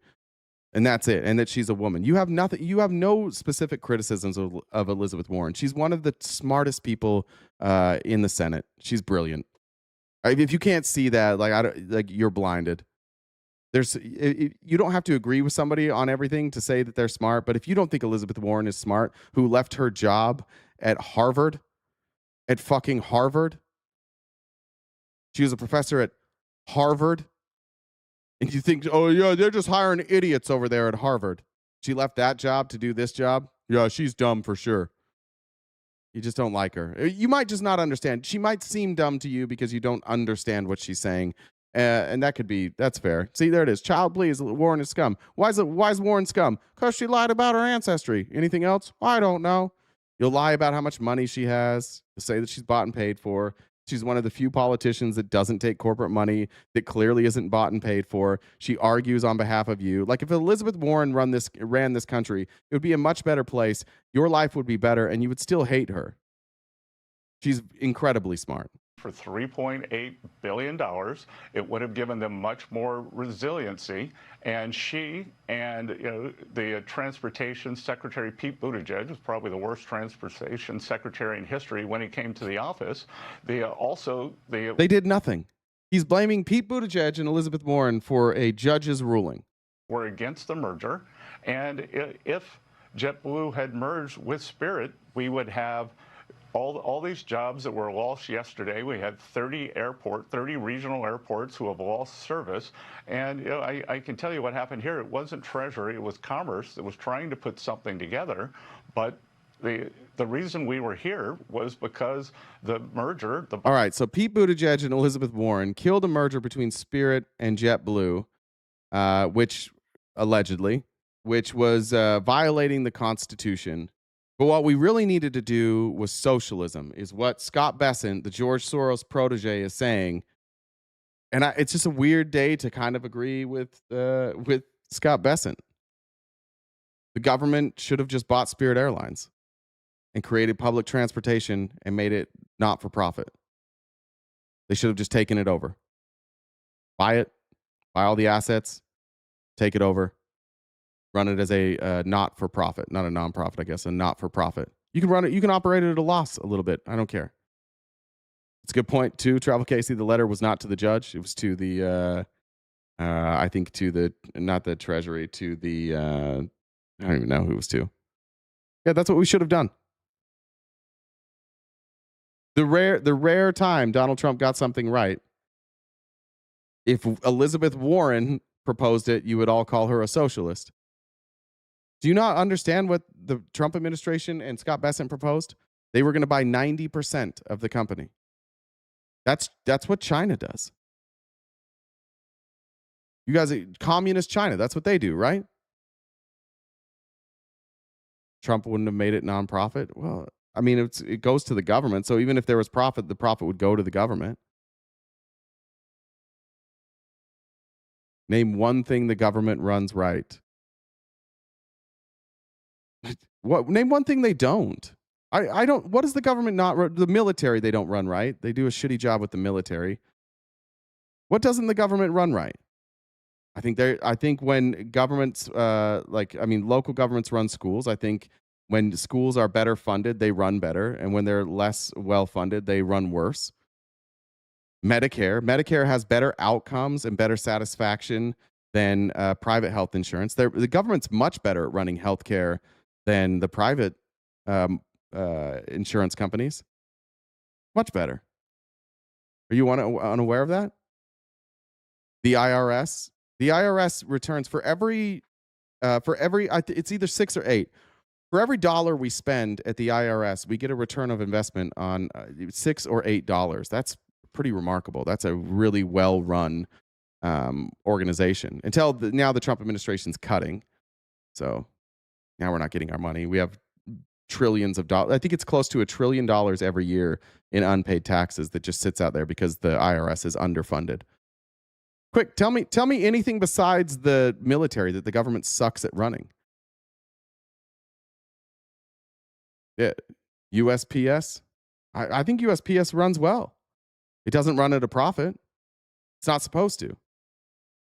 Taxes, that's not a program that would be the IRS still. But yeah, we need to fund the IRS. The problem with basically every government program where it struggles could be fixed with more funding. Foreign affairs, that's not a government program. That makes no sense. Those are other governments. Social Security, it's great. The ATF, I don't know much about the ATF, to be honest. I don't have an opinion on the ATF. You could convince me they're run poorly or well. I don't know.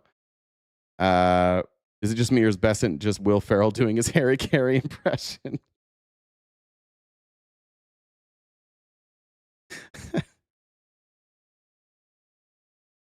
That's pretty good, actually.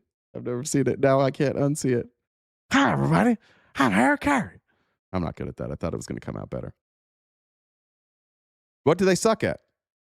Why do they suck at running the military? Because they run over budget all the fucking time and they murder people for no reason. They're terrible at running the military. Our government never holds the military accountable for all their wasteful spending. We're dog shit. Cops win. Cops win. Yeah, thank you. In my head, it sounds better. IRS is legal mafia. That is legally stupid, what you just said there. That makes no fucking sense. How are we going to pay for shit? Do you support? Let me ask you this question. Tom V, do you support the United States military? Social Security is due to be broke by 2032. Yeah, they run that great. No, you're too stupid to know what that is. Social Security is not going to be broke by 2032. The trust is going to be insolvent, but I think it's like 2036 now. And do you know J.S. Waggle, just off the top of your head? Let's say if the Social Security fund goes bankrupt, what percentage of your Social Security are you still slated to get? Anybody know this? You guys can guess. Now, the fund, I agree. The fund shouldn't exist. That was stupid. That was just a dumb way for us to steal money from Social Security, and that's a very conservative idea. But when that trust fund goes bankrupt, which, by the way, we could end that tomorrow by just removing the cap on Social Security taxes. The reason that it's going to go bankrupt is because we still have a cap at, it's, what is it, $125,000? If we remove the cap, it would be totally funded. It's 80%. Social Security is not going bankrupt. That's what Republicans tell you because you're too stupid to look it up. Look it up now. It's not going broke. The trust fund is going broke. But again, all you do, you just remove the cap and Social Security would be totally paid for. Democrats dipped into the general fund. No, they didn't. It's the trust. Try again. And it's Republicans who consistently do it, and some Democrats, but it's just members of Congress. It's really about the opposition to socialism and a government that refuses to operate within their budget. We have a great military. Tom, I asked you to support them. How the fuck do you think the military's paid? Tom, how would we pay for the military if we didn't have the IRS collecting taxes? Where would they get their money, Tom? Tom, you wouldn't be on the internet right now talking to me if it wasn't for the IRS collecting taxes.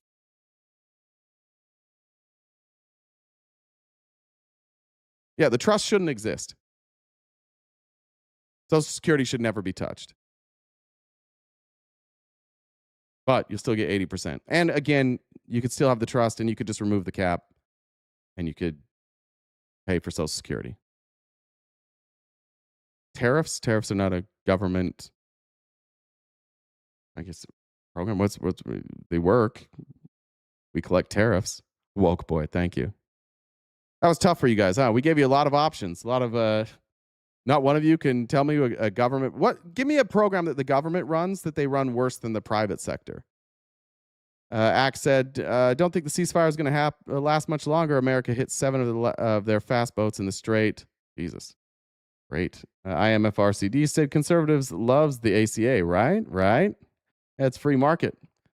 Sky Fox says, it's just me. Oh, I did that one. Where's Bessent doing Harry Carey?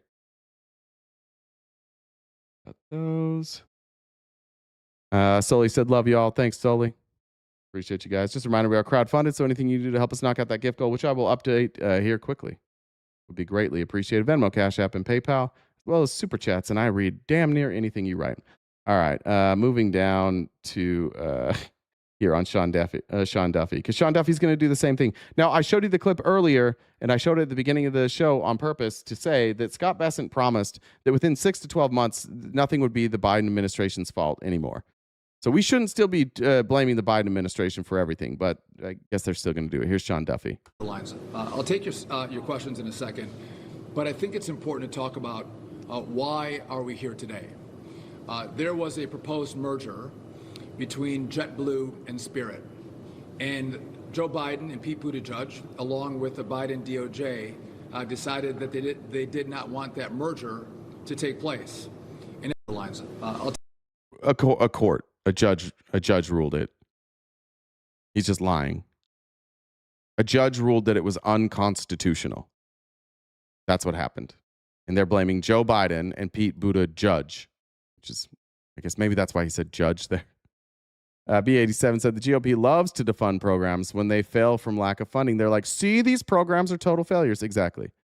They take all the money from rich people. The rich people say, we want all the money. The GOP says, okay, we'll give you tax breaks and we'll cut funding from all these other programs. And then when the programs fail, the GOP goes, see, government bad. We should give more money to private industry. And now we've sold like half our fucking government in the last year and a half to private industry, which is so cool. So cool that our space program is run by a drug addict. Isn't that cool? Isn't it cool that like psychopaths who think that empathy is a trait that we should breed out of people now run the entire like skeletal structure of our government? They just run all of our data. Isn't that so cool? That's what Republicans do. They break shit and then blame everybody else so that they can give more of our country to a handful of billionaires. All right. In response to a question about the role that rising fuel costs played in Spirit Airlines' demise, which was cited in Spirit Airlines' announcement that they were going to close their doors when they said rising fuel costs forced us at this time to shut down our company. Sean Duffy, of course, tries to blame Joe Biden.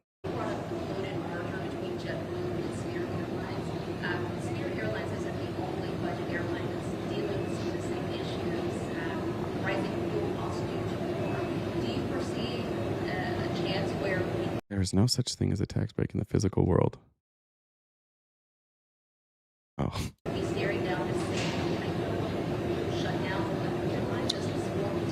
Yeah, so the question is, and I know you don't have a microphone, this is, Spirit's not the only one who's having financial issues right now. There could be more.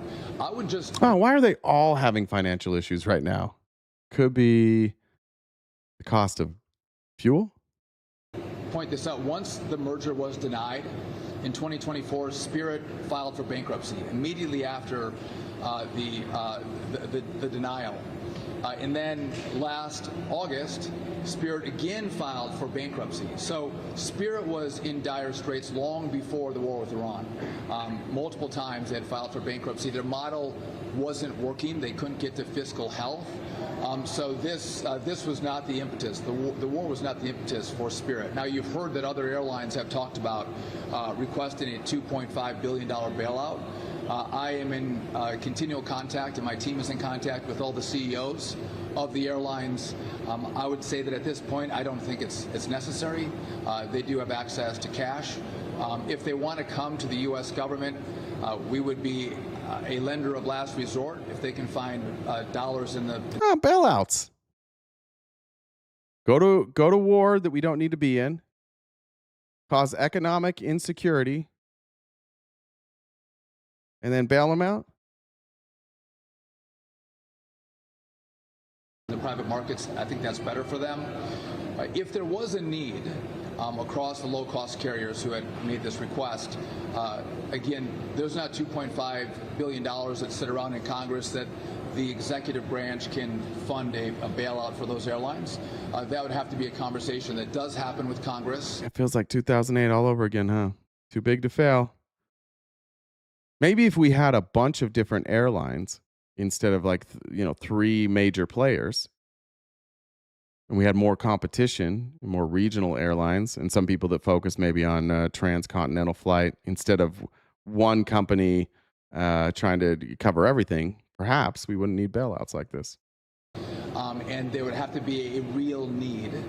And so sometimes what can happen is when there's a conversation about Spirit Airlines and a potential a bailout, if you will, what other airlines see as an opportunity is this an opportunity for us to get money as well to help our airline out? Not necessarily based on need, but based on opportunity. And I think that's what was happening when the low-cost carriers put out a request for $2.5 billion.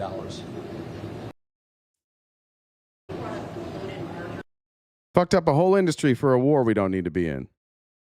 Fucking up the entire economy for a war we don't need to be in.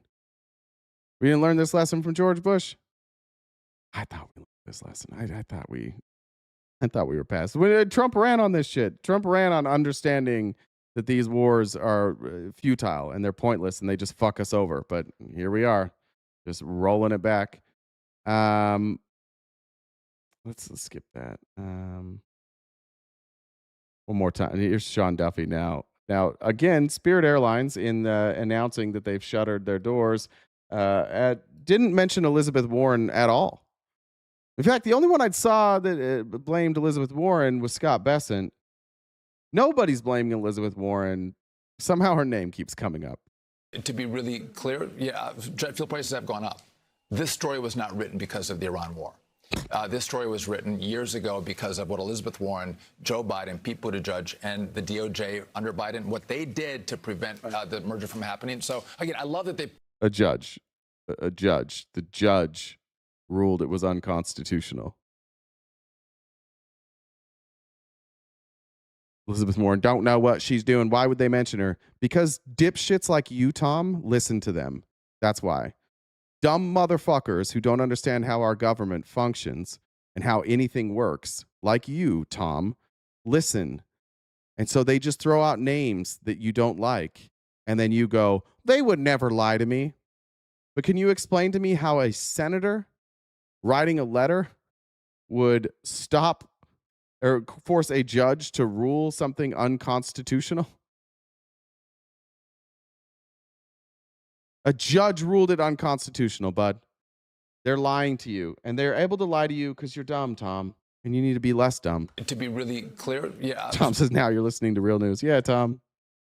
Yeah, for sure, dude. Jet fuel prices have gone up. This story was not written because of the Iran war. This story was written years ago because of what Elizabeth Warren, Joe Biden, Pete Buttigieg, and the DOJ under Biden, what they did to prevent the merger from happening. So, again, I love that they try to play revisionist politics. They try to come after Donald Trump again. What do they want? A nuclear... Yeah, it isn't revisionist. Elizabeth Warren and Pete Buttigieg didn't do a goddamn thing. Donald Trump started a war in Iran. And when Spirit Airlines said, we have to shut our doors, they blamed oil. The rising price of fucking oil, which happened after we invaded Iran. This isn't revisionist. Revisionist is saying that a letter that Elizabeth Warren wrote 2 years ago is actually what caused this, and not a war in Iran where the Strait of Hormuz was closed and global oil prices spiked. It's for sure a letter from Elizabeth Warren from 2 years ago and not the actions of Donald Trump. For sure. Iran. They're blaming fuel prices, but you and I both know that Democrats love higher energy prices. They fought for 4 years to give us higher energy prices. Look at California, $5, $6, $7, $8 a gallon, and now they're trying to blame Trump, who wanted American energy. Oil prices peaked in 2022, and then there was multiple pieces of legislation directed at energy prices to drive down energy prices, which happened. They, again, the criticism of Joe Biden was that he drained the reserves to lower prices. Remember, that's one of your talking points. How do you make the argument that they tried to drive up the prices by using reserves to drive down the prices? Look at them driving down prices. It's clear that they would like to drive up prices, which is why they are driving down prices. Bro, you guys, you have to be better than this. You know this is bullshit. You have to know this is bullshit. That is remarkably stupid. Dominant? Right. Again, there's the insanity of they cut a deal with the... Yeah, cool. Donald Trump did, as a reminder, during his first presidency, negotiated with OPEC to get oil companies to stop drilling because prices were getting too high, and he wanted to keep prices high. Prices were getting too low, and he wanted to keep prices high. Donald Trump is the only president of my lifetime that I'm aware of that openly negotiated for you to pay more for gas. And yet it's Elizabeth Warren's fault. Jennifer said, loud and proud 86, the whole 47 regime. Which, of course, we're all fucked there. We're all going to be indicted. I'm going to be indicted now for saying that. All right, I want to talk about Iran. Let me scroll up here to number 7. We've got about an hour, 45 minutes left, about an hour left. We'll go for an hour. Like I said, we know times are tough for everybody, and it's slow start on a Monday. If you could help us knock out the remaining balance of our gift goal, that would be greatly appreciated. There's 1,000 people here, well over 1,000 people here between the two platforms, and if we all did a dollar train, we could knock that out quick, fast, and in a hurry. Venmo, Cash App, PayPal, those are up to the left, and then, of course, Super Chats there would help knock out that goal. And paid memberships you can get on YouTube and Twitch if you want to join us for members-only events. But I want to show you first Donald Trump. And shout out to JoJo from Jurors. I've only interacted with her once, so we're gonna call her friend of the show. I was on a live with her one time, and I think she's funny. She tweeted this out. The White House tweeted this out as Donald Trump holding a Uno and said, "I have all the cards." This is what Donald Trump truthed out, and then the White House retruthed it. And like everything that's happened so far with Iran one-upped him and said, we have less cards, which is the goal of Uno, that you want less cards. Bad, good. And these are draw 4s. That would mean he would have to draw 4 more cards for each. Donald Trump just has wilds, which just means he can lay down any of these and then say and change the color. That's what Donald Trump tweeted out. I have all the cards in a game where you're supposed to have no cards. They're so bad at this. I don't even want to root for Iran, but they keep winning. They just like Trump's just handing them shit. You can make a good argument that Trump is team Iran, but he's just like trying to make us look stupid. This is legitimately the dumbest fucking president we've had. Yeah, and apparently nobody around him is smart either. Like nobody's like, hey, dude, maybe change the cards. Roly Poly Bolo said, Spirit also laid out a plan in 2025 to become profitable in 2027. Their plan did not include passing costs to customers such as raising ticket prices. And then what happened? We went to war with Iran for no fucking reason and it fucked them all up. Yeah. Let's give RTP a bailout. Thanks. I appreciate that, Robert. Joseph said, Super Chat B. Thank you very much. All right. This is Kareem Sajapur. I'm going to show you some clips because what we have now is really hard to understand, honestly. We have two sides, a senior fellow, the United States and Iran, always telling two different stories. And sometimes you can figure out what's true and what's not. Sometimes you can't. Admittedly, it's really easy to assume that this administration is always lying. But this is, again, Sareem Sajapur. This is the most nuanced clip I could find. And here's where I think we're at with Iran in this war. Iran is hurting, and we are hurting. And Iran thinks that they can outlast us, and we think that we can outlast them. And we can probably outlast them. But why? How much pain are we willing to suffer to outlast Iran? And then if Iran comes to the negotiating table and says, fine, we'll open the Strait of Hormuz and we won't have a nuclear weapon, we literally got nothing. Because the Strait of Hormuz was opened when we started this shit and they didn't have a nuclear weapon. So now we're trying to outlast them to get back to exactly where we were, which is why the United States, if they cared at all about any of us, they would just walk away. We would just say, this was stupid. We got to get the fuck out of here. And we would walk away. But we're not going to do that because Donald Trump's ego is insane. But a little clarity here of how far we think Iran is willing to go, how much longer they can last here. Global affairs analyst, Iran expert, and thank you, Pumpkin Jewel, for the for the goal. Appreciate you. Senior fellow at the Carnegie Endowment for International Peace, Kareem Sajapur. It's great to have you here because where is your view of the talks? Because the president thank you, Michelle. is basically Thanks, saying, Stacey. we're not going to go meet them in person. It's too far to go to Pakistan. Maybe we'll never make a deal. No one really knows what's going on beyond me in a small circle. What's your sense of this? Caitlin, I'm actually starting to see the Iranian position start to crack. Now, I'm not arguing that they're about to capitulate, but I think this blockade is actually having a real impact on Iran's economy. as you read in Axios, it's costing the country several hundred. Same thing would have happened to Spirit, whether they bought or not. Just more people would have got rich off it. Yeah. Millions of dollars a day. There are no signs that Iranian oil is making its way to China. And this is a country which is already suffering from 70% inflation. And I think they want to talk to President Trump about doing a deal. Now, this is a regime which, as I said, is willing to inflict enormous hardship on its people, but they do tend to compromise as a last resort when they're desperate. And I think we're starting to see signs that they want to talk. And in terms of the blockade, I mean, Iran has always been under sanctions, whatnot, but they've been able to send out their ships, have them go dark, and still deliver that oil to China. I mean, there's a physical blockade. They literally cannot do that right now. This is a physical blockade. They're not able to send their oil and the resources to China, and a vast majority of their oil exports were going via sea. To give you a sign of the... It's so weird in in this day of our Lord to sit here and watch this happen on CNN. Just because of what's actually being said here. What they're talking about here is that Iran and the United States are in a war-ish with each other. Iran has said, if you don't stop bombing us, we're not going to allow oil to flow through the Strait of Hormuz. And the United States, in response to that, has said, we're not going to let you ship any oil either. And now everybody in the world is suffering. And we still don't know why. And on CNN, on a 24-hour news channel, they're talking about this like it's not fucking crazy. Like it's not the dumbest shit possible. You're talking about this like this is a very real thing that we should be doing. This is something that should be part of our everyday life.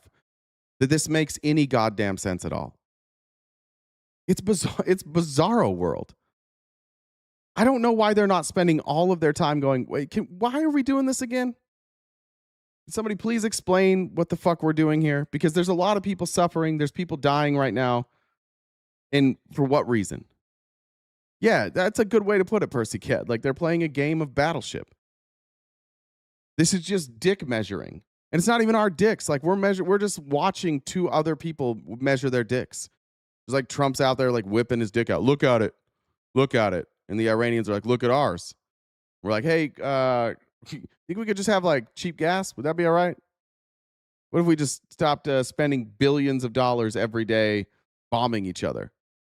Don't king shame. You're right. I'm sorry. Thank you, Lindsay, for joining the dollar train. Appreciate it. Desperate measures they're contemplating. Thank you, Colin, as well. The Wall Street Journal reported today that they're contemplating measures like suicide dolphins. You know, dolphins equipped with mines to try to go after U.S. ships. So that's not a measure which. I looked into this suicide dolphins thing. This goes back to like the 2000s.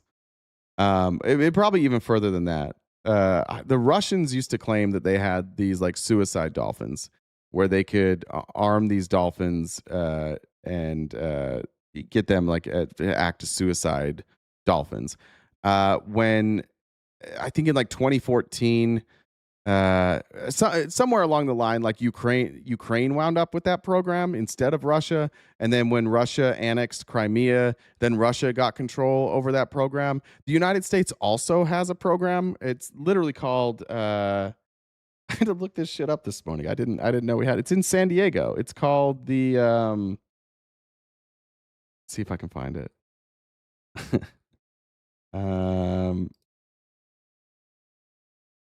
Does anybody know what it's called? It's something like mammal. That's old. Maybe it's on this thread. Do you know what it's called, Jen? I don't, but if it's not something with Flipper, they really messed up. It's got to be in here. Maybe I didn't look it up on Perplexity. I don't remember what it's called. Yeah, so I guess we have a problem or a program like this too, but it's been used in basically every war that we're in that this is going to happen, and it never actually happens. This feels like one of those like war myths that they just put on TV to get people to talk about it because it just never happens. They say China has this too. SeaWorld. Oh, that's dark. It's mammal program, the Navy. Yeah, it's a Navy Marine mammal program. Yeah, it's a real thing we have in San Diego. I had no idea. Mammal mercenaries. Since 1960s, trains bottlenose dolphins and California sea lions for defense tasks, including detecting undersea mines, locating and marking objects, and protecting ships from enemy divers. Dolphins use their superior natural sonar to find objects that technology cannot. It should be called Free Willy, but Colin, thank you for the super chat. Jackie said, "Hey, homie, thank you, appreciate that." Yeah, so this does exist, which blew my mind when I was watching this clip earlier. The real Navy SEALs, yeah, Casey, real dolphins, but like I don't think anybody's ever used it. I couldn't find an example of it ever being used. I'm not sure that it's a real thing that anybody, like I know they use dolphins and train them for stuff like Jen said, like finding mines, but I don't think anybody's ever used like suicide dolphins. I think that that's like a scare tactic, and every time we're in a war, it's brought up. And so, in fact, it was brought up recently with Russia and Ukraine that Russia had these dolphins. I think it was somewhere over like maybe near Scandinavia. I can't remember. But it's not like it's been brought up a bunch of times. I don't know of a single example of actual suicide dolphins being used. I couldn't find any, but it's real. They sell on the USS Flipper. Jesus Christ. Projects real strength. Wait, I'm sorry. You have to. How would that even work?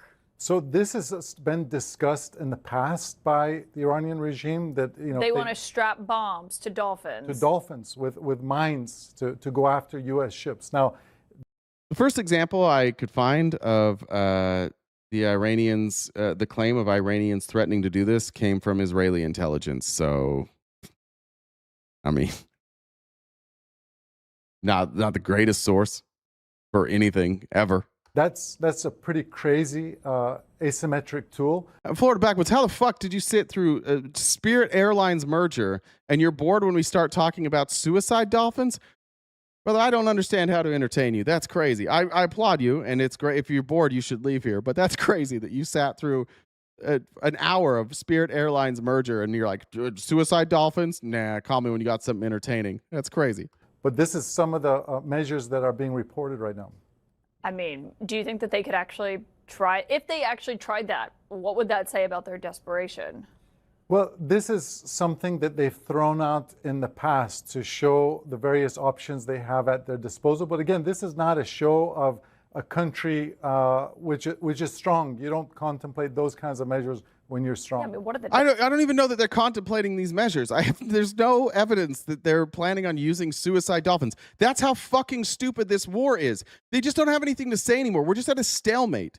There's literally nothing happening. We kind of bomb each other, and then they're just sitting there like on each end of the strait, and they're like, "You're not coming out. We're not coming out. You can't get in. You can't get in." And they're just sitting there staring at each other in the face, and there's no news. So they just trot somebody out, and they're like, "Well, actually, Iran, it's going so poorly in Iran that they're going to use suicide dolphins." And Iran never said that, as far as I can tell. I found no evidence that Iran has said this. It's just like it's just something that they're saying. Oh, we have intelligence saying that they're thinking about this. Which then, if you go back, you've seen intelligence on this a million times. I don't think this is real. But that's how stupid this war is we're at the point now where we're debating whether, like, how Iran is doing based on their decision to use suicide dolphins. Alexandria said, I know someone who trains marine mammal for Navy here in San Diego. I would love to speak to that person. That would be unbelievable. I want to know what they're training them to do. That sounds fascinating, honestly. But this, I think, is made up. Dolphins have to do with this? It's a terrible thing. Yeah. Can I ask you, in terms of a deal? Iran is weeks away from a nuclear dolphin.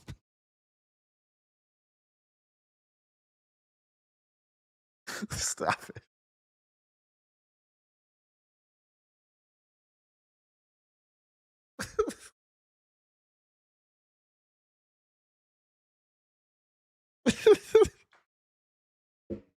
That's so good. All right. Is there anything, if Iran does not agree to not enrich uranium, do you think that the president would ever agree to that? Is there a deal? Someone make the shirt. Someone make the shirt. I'll sell it I'll put it on the shop today. Somebody make the shirt. We'll sell it tomorrow. I'll order it tonight. We'll have them by next week.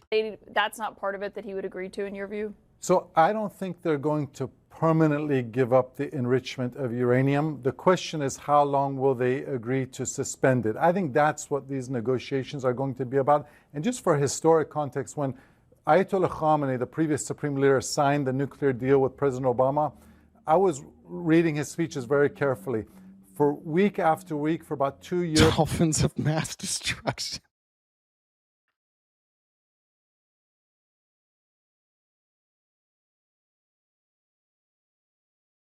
No.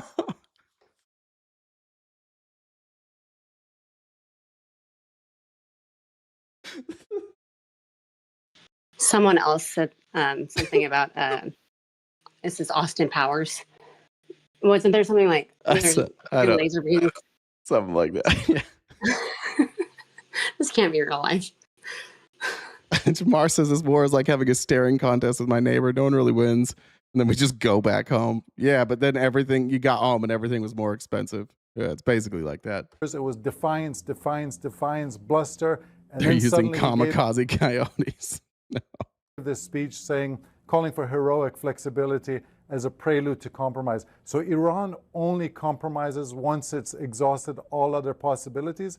And again, this blockade, I think, is proving more effective than people know. How much longer do you think they could last?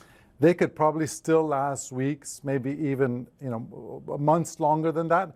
But there are signs that they want to talk. Apparently, the signs are that they're considering kamikaze dolphins. I don't know. Then again, we just don't know what's going on. Here's a story that broke. This is Sky News. I think this broke last night. The state media that a U.S. warship has turned back from the area of the Strait of Hormuz, and that according to Iran's Navy, it's prevented the entry of U.S. warships into the Hormuz area, according to state television. Going on to add that 2 missiles hit a U.S. warship near Jask Island after it ignored Iranian warnings. Now, this is being reported by the Fars news agency. That's state media in Iran. I cannot, at this moment, independently verify that for you. But this is what we're hearing from the Iranians. We've not had any response as yet from the Americans or the White House or Donald Trump on Truth Social. I'm sure we will either get their version of events, not tactical tunas, or a counterclaim in due course. But at the moment, at this time, Iran is claiming via state media, the Fars news agency, that 2 missiles have hit a U.S. warship near Jask Island after that warship. Yeah, isn't the Navy decimated? I don't know, proud atheist. They have a Navy, then they don't. It's crazy. I don't know, their Navy, when Trump keeps saying their Navy's at the bottom of the ocean, they're all submarines. I don't know. They have a Navy, then they don't. And this is incoherent. This is the dumbest fucking war on earth. People are dying for this shit. We're spending like $2 to $3 billion a day for this shit. And it's the dumbest fucking war that's ever existed. Guys, get it together. Orca ordinances. Beluga bombs. Oh my God. Michael Jackson's going to write a banger about this. Allegedly ignored Iranian warnings. It says, according to local sources, Fars news agency, the warship turned back from the area, and Iran's Navy is being cited as saying by state media that it's prevented the entry of warships in the Strait of Hormuz area. Yeah, Joseph, Al Jazeera also reported on it. And that's according to details being broadcast on state television. This comes, of course, as Donald Trump has said that the United States would look to undertake an operation that would ease the passage of the commercial vessels through the strait. If you look at this map we're showing you at the moment, the Strait of Hormuz is that kind of peak of the curve there between Oman and the coastline of Iran. On either side of those dots are the vessels that are at anchor.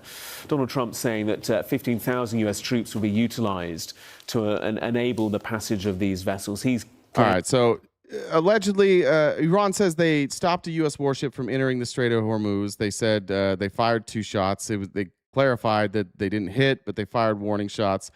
You never know who. U.S. Central Command says Iranian state media claims that Iran's Islamic Revolutionary Guard Corps hit a U.S. warship with 2 missiles. That's not what they claimed. They said they fired warning shots. Truth: no U.S. Navy ships have been struck. U.S. forces are supporting Project Freedom and enforcing the naval blockade on Iranian ports. So they didn't even fact check it right. CENTCOM obviously saw the news source or the news story and not what Iran said. Iran said they just fired shots. And then Iran's Tasnim News released this footage, which allegedly, and again, shit, like we can't even confirm this, but I'm going to turn off the sound.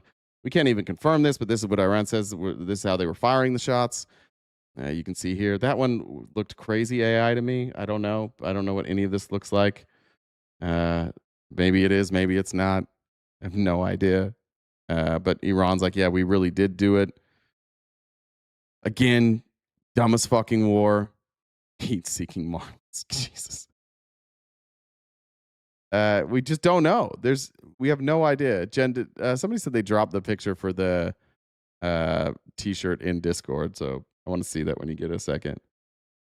And now the United Arab Emirates, who has just left the OPEC. Now, not surprisingly, they want to demonize, and so I don't even know if we can if we can confirm this. I've seen video of something on fire, but now the UAE accusing Iran of a terrorist attack. Which is it a terrorist attack if you're in the middle of a war?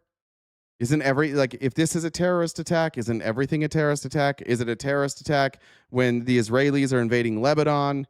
I don't know what the fuck we're doing here. I have no idea. There doesn't seem to be strategy by anybody anywhere. Well, just breaking in the last few minutes, the United Arab Emirates is now accusing Iran of hitting with 2 drones, striking an empty oil tanker as it made its way through the Strait of Hormuz. An attack again by 2 Iranian drones. At the same time, South Korea says it is now working to verify that one of its vessels was also attacked by Iran. Now, this comes as Iran is warning the United States not to interfere in the Strait of Hormuz or else. Take a look at this statement from Iran's head of the military of their united forces. It says, quote, "We warn that any foreign armed forces, especially the aggressive U.S. Army, will be attacked if they intend to approach and enter the Strait of Hormuz." Well, just breaking in the last few. All right.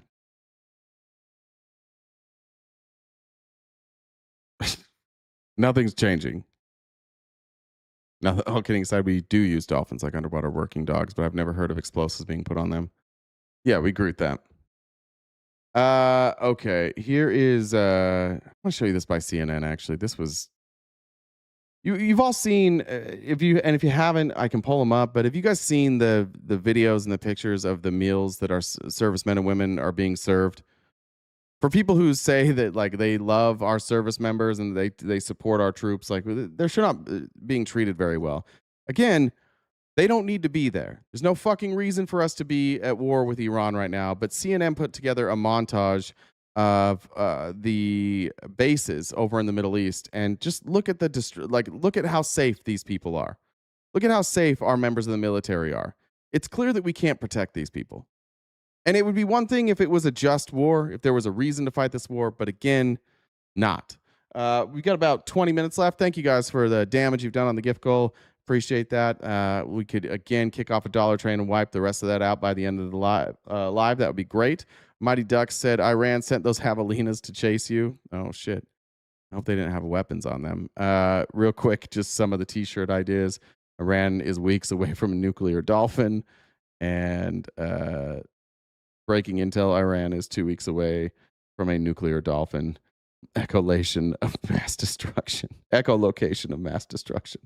Thank you. You can submit those in the Discord if you'd like to submit yours for a T-shirt idea. During Kuwait, American soldiers enjoying a karaoke night at one of the biggest U.S. military hubs in the Gulf. That was then. This is now. A once bustling American microcity in the desert, nearly empty and heavily damaged after a weeks-long barrage of Iranian missiles and drones. One of many U.S. military facilities. My nonchalant dismissal of the Iranian threat is disgusting. What's the fucking threat then, David? You're here every day. Tell us what the threat was. They say death to America. Israel told us that they had nukes. What's the threat? I just want somebody to show us a threat, what the threat was. Cities in the oil-rich Arabian Peninsula targeted by Iran even as the U.S. and Israel pummeled the Islamic Republic's large arsenal. So what impact have Iran's strikes had on America's footprint in the Middle East? A CNN investigation found evidence of unprecedented... They're blowing our shit up. When did they start doing that? When we bombed them, right? Were they blowing our shit up before then? No. It's such a crazy thing. Like walking up to a stranger, punching them in the face, and then they punch you back, and you're like, what the fuck? You're punching me? To destruction. We can reveal that strikes damaged at least Concepts of an 16 imminent U.S. threat. installations across 8 countries. According to our analysis and sourcing, that's the majority of American military positions in the region, and some of them are virtually unusable now. Oh, okay. I got you. Horrifying. Thank you. Yeah, thank you. A U.S. source familiar with the situation told us that they'd never seen anything like this at American bases, that these were rapid, targeted strikes using advanced technology. Iran's main targets? Sorry, it's a little glitchy. I don't know Multi-million-dollar why. aircraft, like this Boeing E-3 Sentry, which gave the U.S. a huge amount of visibility over the Gulf. It's out of production, and in today's money, it's worth nearly $500 million. Dope. Critical communication. Dope. $500 million in assets. Remember when they asked Pete Hegseth the cost of the war so far, and he didn't answer, and the number they finally came back with, I think, was $52 billion. But then when they were pressed on that, they're like, well, that doesn't include like all this stuff we have to replace. That doesn't include everything that's been damaged. Communications equipment. Look at these To keep Chen from hurting you. Thank giant you. golf balls. They're known as radomes, and they protect satellite dishes vital for data transmission. In this base alone, Iran destroyed all but one of the radomes less than a month into the war. And crucially, radar systems. Highly sophisticated. What have you lived, Coralie? You've lived what? You're 58 years old. Iran's never done anything to you. I'm 40 years old. They've never done anything to me. Shut the, like, your age, like the fact that you're 58 and you're still falling for the same shit is like, it's embarrassing. I was a kid when we went to Desert Storm. I didn't fall for that one. You did. I was in high school when we went to Iraq. I didn't fall for that one. You did. I was just a kid. I heard Toby Keith say, we'll put a boot in their ass. And I was like, oh, fuck yeah, let's put some boots in their ass. Right? But you, what were you? You were in your 30s then. You were fucking stupid then too. You've been fucking stupid this whole time. Yeah, if I were you, I wouldn't be mentioning my age right now. You don't know. I'm 58. I've seen it all. You've seen this same play like 6 times and you're still falling for it at 58. If I were you, I would shut the fuck up. I'd be like, oh, I just got here. I'm 18 years old. This is the first time experiencing any of this. I would not admit that you were 58 years old and that everybody else was ignorant when we have watched Israel walk us into unjustified wars over and over and over again. And I promise you were on board with all of them. We know you were on board with all of them. You probably have that mission accomplished poster framed in your living room. If I were you, I wouldn't be proud of that. That's pathetic. 58 years old. You should know better. Expensive, difficult to replace, and critical to air defense. A second U.S. source, this one a congressional aide familiar with damage assessments, described these as the most cost-effective of the targets. Our radar systems, they said, are our most expensive and our most limited resource in the region. Nice. Yeah, they're fucking up all our radar systems, which are the most expensive and most limited. Cool. Why? No reason. Israel said they were going to nuke us, so we just did it. Lisa said, what did the Dolphins say when it bombed a U.S. ship? It wasn't on purpose. Thank you. Alyssa, thank you. For U.S. Thank allies you, in the Nighthawk. region, there's a dilemma. In some ways, Iran's show of force makes the U.S.'s presence in the region even more necessary. I might be punching down. That's fair, Robert. I might be punching down. I am done. I might be punching down on that one. I'm sorry. To Gulf security. But there's a new reality here. Do you know how many soldiers were killed by in Iraq?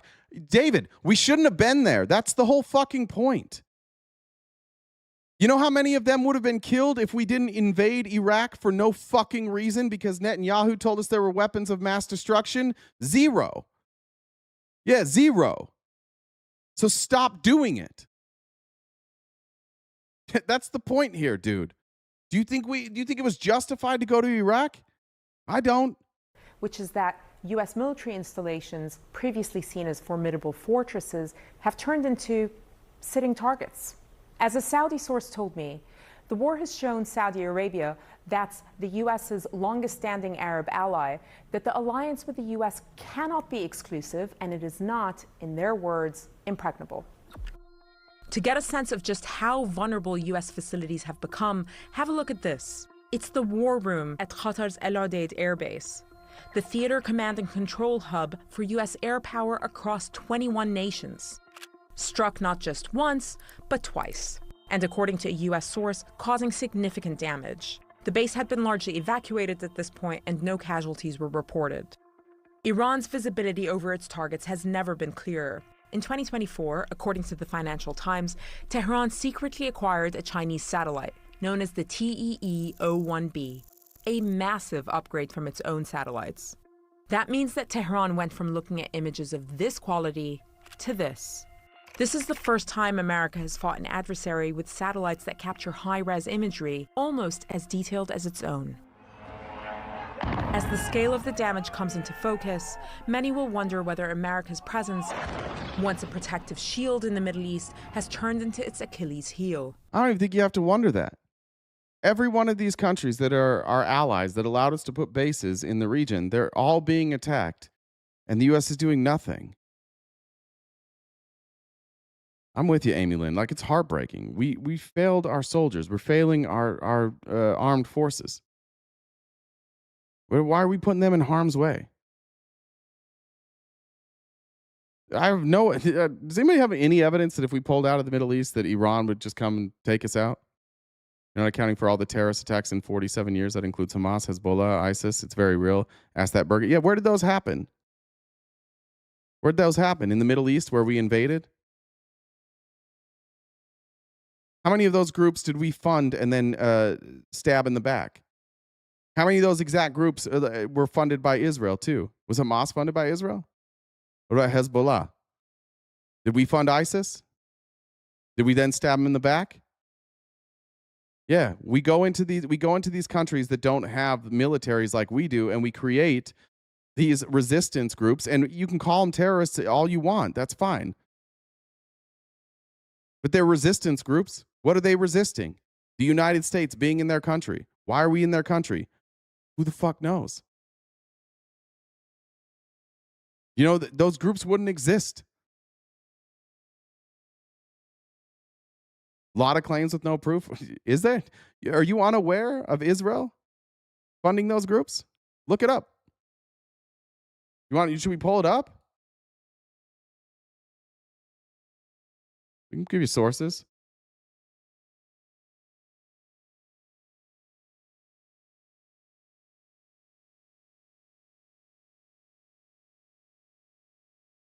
Times of Israel. For years, the various governments led by Netanyahu took an approach that divided power between the Gaza Strip and the West Bank, bringing Palestinian Authority President Mahmoud Abbas to his knees while making moves that propped up the Hamas terror group. The idea was to prevent Abbas or anyone else in the Palestinian Authority's West Bank government from advancing towards establishment of a Palestinian state. Oh, can't have that two-state solution, so what do we got to do? Thus, amid this bid to impair Abbas, Hamas was upgraded from a mere terror group to an organization with which Israel held indirect negotiations via Egypt, and one was allowed to receive infusions of cash from abroad. I think it was Qatar. Hamas was also included in discussions about increasing the number of work permits Israel granted to Gazan laborers, which kept money flowing into Gaza, meaning food for families and the ability to purchase basic products. They're negotiating with Hamas? Israeli officials said these permits, which allowed Gazan laborers to earn higher salaries than they would in the enclave, were a powerful tool to help preserve calm. Toward the end of Netanyahu's fifth government in 2021, approximately 2,000 to 3,000 work permits were issued to Gazans. This number climbed to 5,000, and during the Bennett-Lapid government rose sharply to 10,000. Since Netanyahu returned to power in January 2023, the number of work permits has soared to 20,000. Additionally, since 2014, Netanyahu governments have practically turned a blind eye to the incendiary balloons and rocket fire from Gaza. Meanwhile, Israel has allowed suitcases holding millions in Qatari cash to enter Gaza through its crossings since 2018 in order to maintain its fragile ceasefire with Hamas rulers of the Strip. This supports exactly what I said. Most of the time, Israeli policy was to treat the Palestinian Authority as a burden and Hamas as an asset. Far-right MK Bezalel Smotrich, now the finance minister in the hardline government and leader of the religious Zionism party, said so himself in 2015. According to various reports, Netanyahu made a similar point at Likud faction meeting in early 2019 when he was quoted as saying that those who oppose a Palestinian state should support the transfer of funds to Gaza because maintaining the separation between the Palestinian Authority in the West Bank and Hamas in Gaza would prevent the establishment of a Palestinian state. Yeah. They didn't do that? They're the problem. What do you think would happen, honestly, for anybody who disagrees with what I'm saying? What do you think would happen if the United States pulled out all of our bases from the Middle East and we just came home? What do you think happens to us? Hey, Johnny. Johnny Longtrail says, hello from Johnny Longtrail. Good to see you, buddy. Hope you're feeling well. I didn't say that Israel and U.S. started Hamas. I said we funded them. And I don't even think, I think I said Israel funded Hamas. But I said these resistance groups started, like ISIS, because of the destabilization and our presence in the Middle East. You can go back and rewatch what I said, but I don't think I said that the United States started Hamas. Damien, thank you for joining the Dollar Train. Appreciate you. This time we got about 10 minutes left. Whew, way behind. Jen's going to beat the shit out of me. It's all right. Some of you guys I need a good beating. So do your thing, Jen. All right. Go here. We'll end with this. I just wanted to play this clip from the Majority Report with Jeremy Scahill. One of the and I think this kind of solidifies what we're talking about, just like the broader pattern of U.S. policy in the Middle East and the way that it's being presented now and the way that we're trying to shape the Middle East. It's pretty incoherent. We're not good actors. We're not protecting the people that we said we're going to protect, specifically the Saudis, the UAE, the Qataris. The Qataris now at this point feel completely betrayed by the United States. And we've just destabilized that entire region. And we're not serious about the negotiations. Like when Iran shows up with like PhDs and people who have long dealt in the Middle East and who actually understand how to come to an agreement on a ceasefire, and we send Jared fucking Kushner, Netanyahu's lapdog, and Trump's golf buddy Steve Witkoff, and then we call it like a serious negotiation. It's pretty pathetic who we've become. And I just honestly think that the reality is Donald Trump hears what he wants to hear. Nobody with any experience wants to work for Donald Trump. The one guy with experience, for whatever reason, they're not sending over there. They send J.D. Vance over there. They send, who is another lapdog to Netanyahu. And in fact, the Iranians basically said, like, he was just on the phone with Netanyahu the whole time. But they won't send the one guy with experience in Marco Rubio. They're not serious about any of this. But Jeremy Scahill from Dropsite News with Emma Vigeland on Majority Report. I thought this is a really interesting segment. We'll probably go over.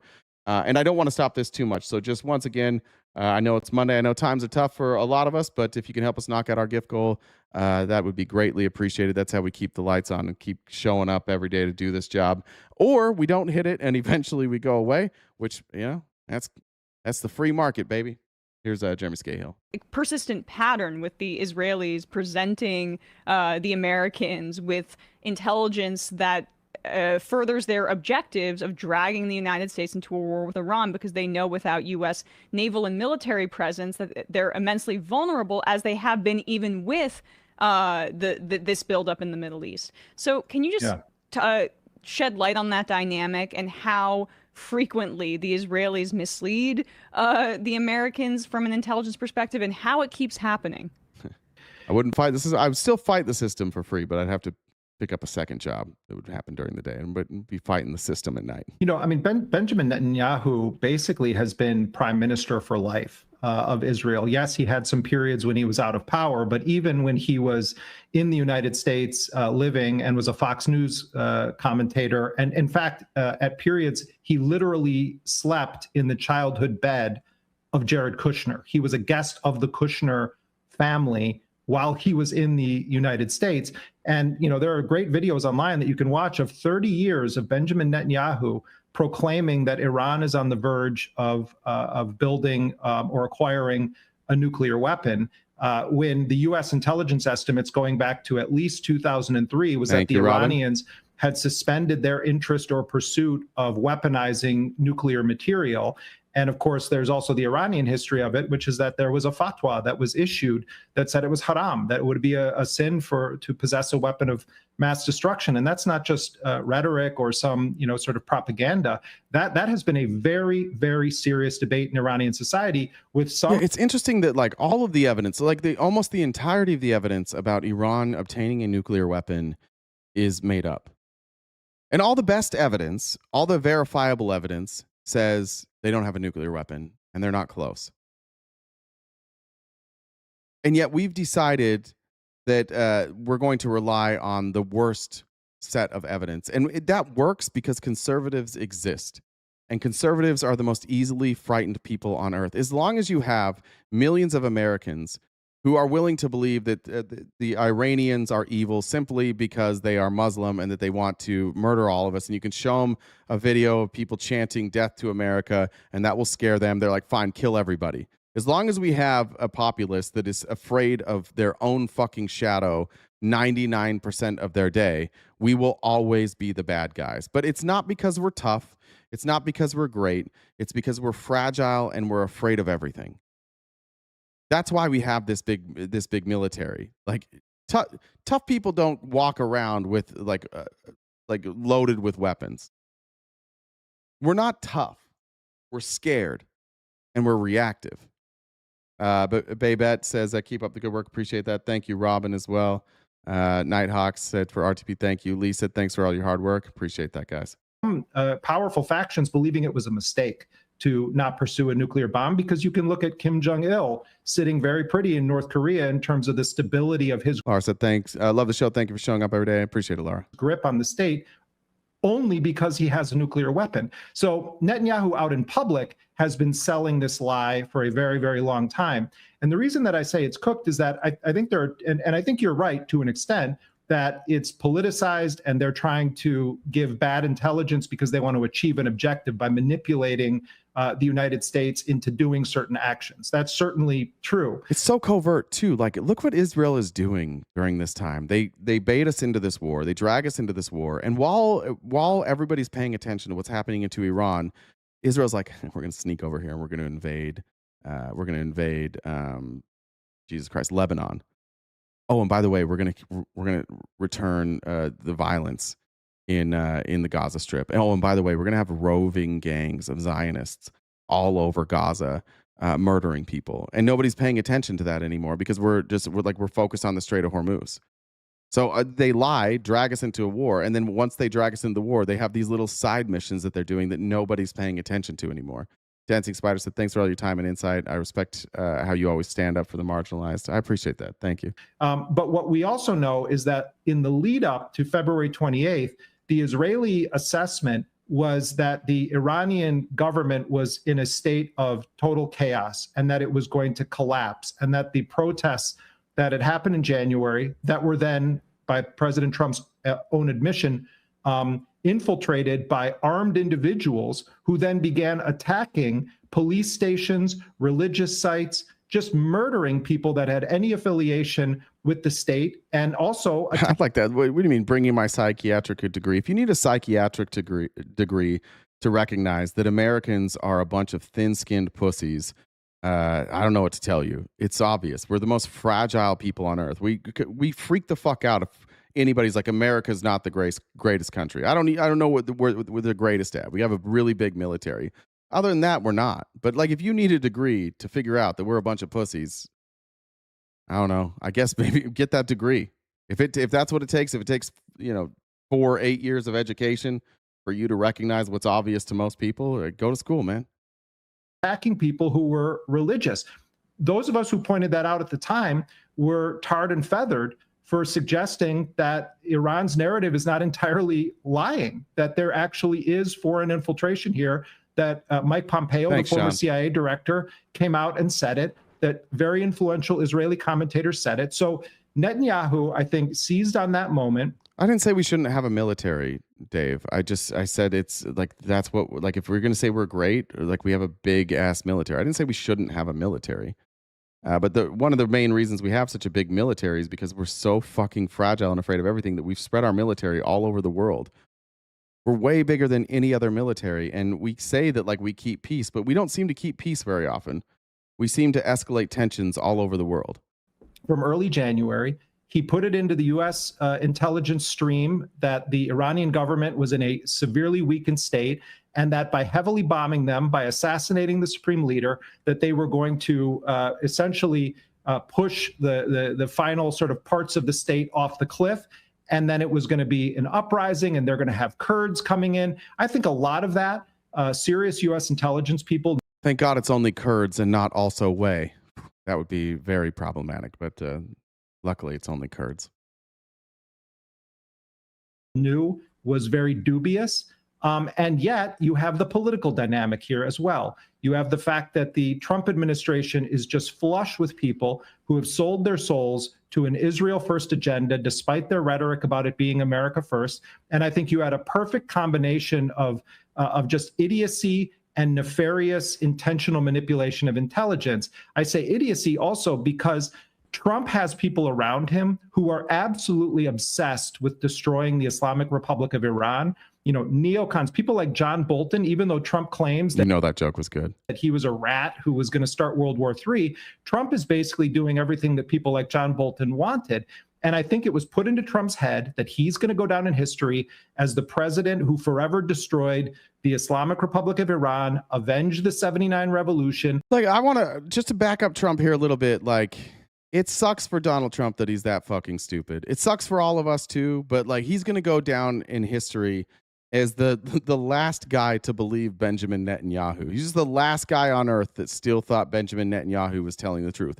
There's literally no other country on earth that believes a fucking word Benjamin Netanyahu is saying, and somehow Trump got duped into being like, dude, you're going to go down as in history as a great one. He's like, you mean it, Bibi? You mean it? Everybody's going to love me? And Bibi's like, yeah, dude, look how much everybody loves me. And Trump's like, oh, I think they do love you. And now it's just, not only like Trump will be hated, maybe not as much as Bibi, but he's going to be viewed as Bibi Netanyahu's bitch forever. And then the rest of that story will be like the history books will be like Donald Trump, Benjamin Netanyahu's bitch, who also named a whole bunch of shit after himself that immediately was overturned as soon as he was out of office. And he's an embarrassment to the United States. That's his legacy. Burying us in debt while cutting taxes for billionaires and being Benjamin Netanyahu's bitch. I don't know who's giving him advice, but well, we do know. It's bad advice, and it's a damn shame Donald Trump's too fucking stupid to realize that. Avenge the taking of the U.S. embassy at the onset of the Islamic Revolution, like that, combined with the Israeli political influence, combined with the cooking of intelligence. Sorry, real quick. I think Ash is the current leader in the clubhouse. Nuclear Dolphin 2 weeks away. Revised estimate. That's so good. Thanks, Ash. Intelligence, and combined with the fact that there are absolutely bona fide imbeciles in this administration, plus financial connections of Jared Kushner to all of these Gulf countries and to Netanyahu and to Israel, meant that you had a kind of perfect storm to create this absolutely catastrophic war, even from an American strategic standpoint. This was a total and complete disaster. And as Frederick Mertz, the poodle, like Jimmy Carter was a smart guy. And Jimmy Carter was like an okay president. I liked a lot of what he was trying to do. But what happened to Jimmy Carter? Just go look at what happened to Jimmy Carter. And he's largely like revered as one of the biggest failures in American history as president. You might, again, whether you like what he did or not, like that's kind of how he's viewed. That's how Trump's going to be, like, because Trump's is a dumber version of this. Poses as the Chancellor of Germany, said, the Iranians have humiliated the United States in the negotiations and by showing that they can prolong this. You mentioned Jared Kushner, and I want to ask you more about that. Yeah, why was he viewed as a failure, though? Because he fucked up. The economy was fucked. There were energy shortages, and then the Iranian hostage crisis. It just kept going on and on. That went what lasted like a year. And yeah, I agree. Reagan set him up. All of that, right? Trump's just falling into the same thing. Nobody even had to set him up. Trump just walked into it. Because Witkoff and Kushner, Tweedledee and Tweedledummer, have made numerous blunders. They don't seem to have they don't have diplomatic experience that meets this moment, but also they seem to have don't have the technical knowledge. No, we're trying to change your mind, Ryan. We are trying to change your mind. If you disagree, like the way that we would change your mind is you would tell us where you disagree, and then we'd have a discussion. I don't know what your thoughts are about things like uranium enrichment. And, I am curious, I guess, here, how Iran is even able to trust these negotiators. And is there any schism between that pair and J.D. Vance? And I believe that you've written about that. Ryan, I'm here by myself. You can see me. These people are saying what they need to say, and it's an open invitation for any of you guys to join. You might have just gotten here, but we do this show every day, and we invite conservatives to come talk every single day, and they never do. I can't fix that. I can't make any of you get courage and come up with good points. So until then, it's just going to be me playing videos that I find interesting. If that's the case, why is Trump even continuing to send Witkoff and Jared Kushner unless they're just essentially there to be cutouts for the Israeli government in these negotiations? Yeah, but it's an opinion show. That's what this is. This is an opinion show. It's what you're going to hear. I would separate Steve Witkoff. No, Ryan, it's not the basis to an argument. I'm not having an argument, bud. You would have to be up here. You'd have to find your nuts and come up here and have a conversation. Otherwise, I'd be arguing with myself, right? Yeah, I share my opinions here based on the facts as I see them. If you disagree, come on up. Witkoff and Jared Kushner. I think that Jared Kushner very much knows what he's doing. I think he is very close to Netanyahu. I think that even in Oman and Geneva before the war, when they were negotiating, that Kushner was in regular contact with the Israelis. Lisa said, what did one wall say to the other? I'll meet you at the corner. Possibly even behind the back of some White House officials. And I think that you have to view. My proof that Netanyahu is lying, the Iraq war. He said that they had weapons of mass destruction. This is a silly thing, right? You're asking me to prove a negative. It's Netanyahu. Why aren't you asking for Netanyahu's proof? That's what I'm doing here. Until Netanyahu proves that he's telling the truth, then I shouldn't believe him because he's been wrong a million times. But where's the evidence that they were close to acquiring a nuclear weapon, Ryan? Could you give me some evidence? Can you show me? Because all I know is what people keep saying that's based on what Netanyahu said. That's a weird, if you're going to hold the standard, the person that makes the claim is the one that owes the proof, right? Netanyahu said they're close to getting a nuclear weapon, which he's been saying. You can, on the record, he's been saying that for 40 fucking years. He has said it publicly in front of Congress. He said it to every president. He has tried to convince every single U.S. president of my lifetime to bomb Iran because he said they were close to getting a nuclear weapon, and they never got one. So the evidence is stacked against him. So I would need evidence to believe him.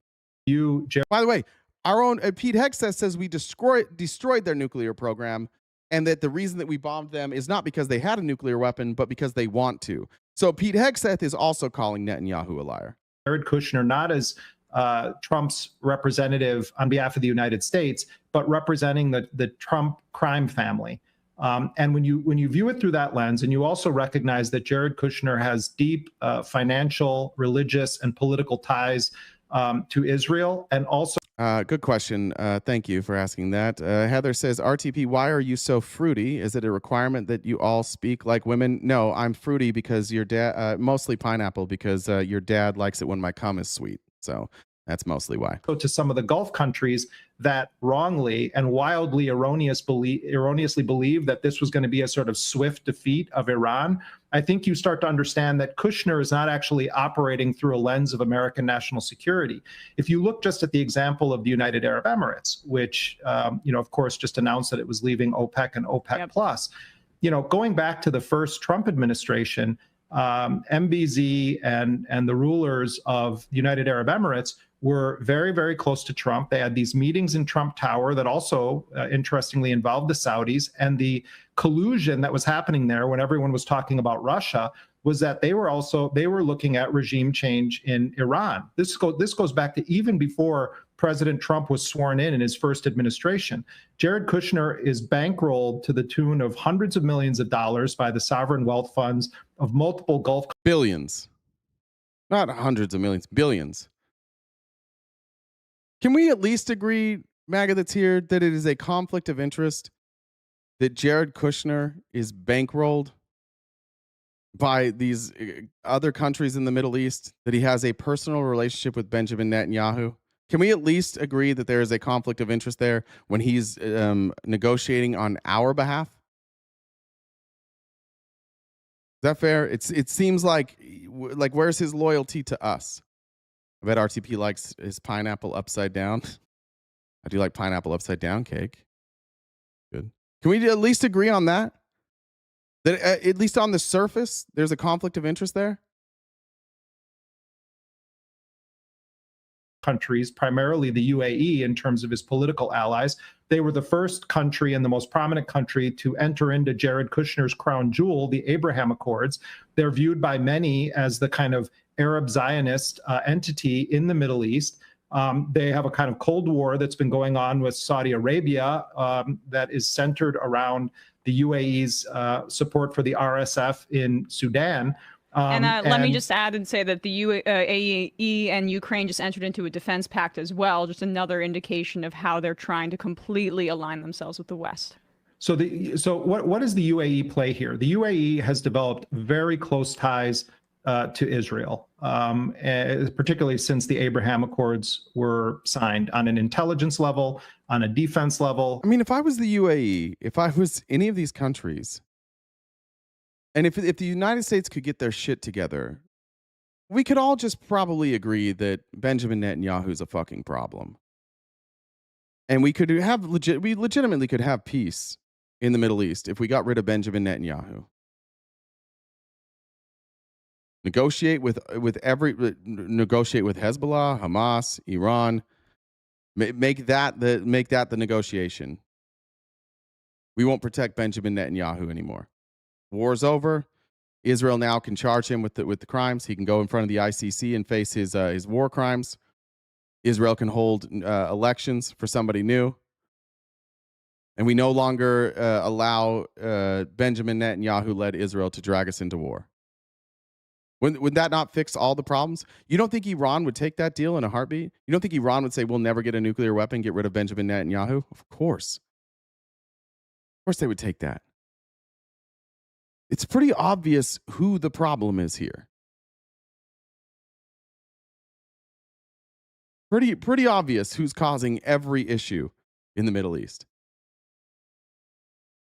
On a political level, the UAE also perceives that it can be. No, it's not just Bibi. I'm just being as a leader, right? It's obviously Israel. And unfortunately, when you look at polling coming out of Israel, their approval for what's happening in Iran is way too high. And their approval for the genocide that they just perpetrated on the Gaza Strip is way too high.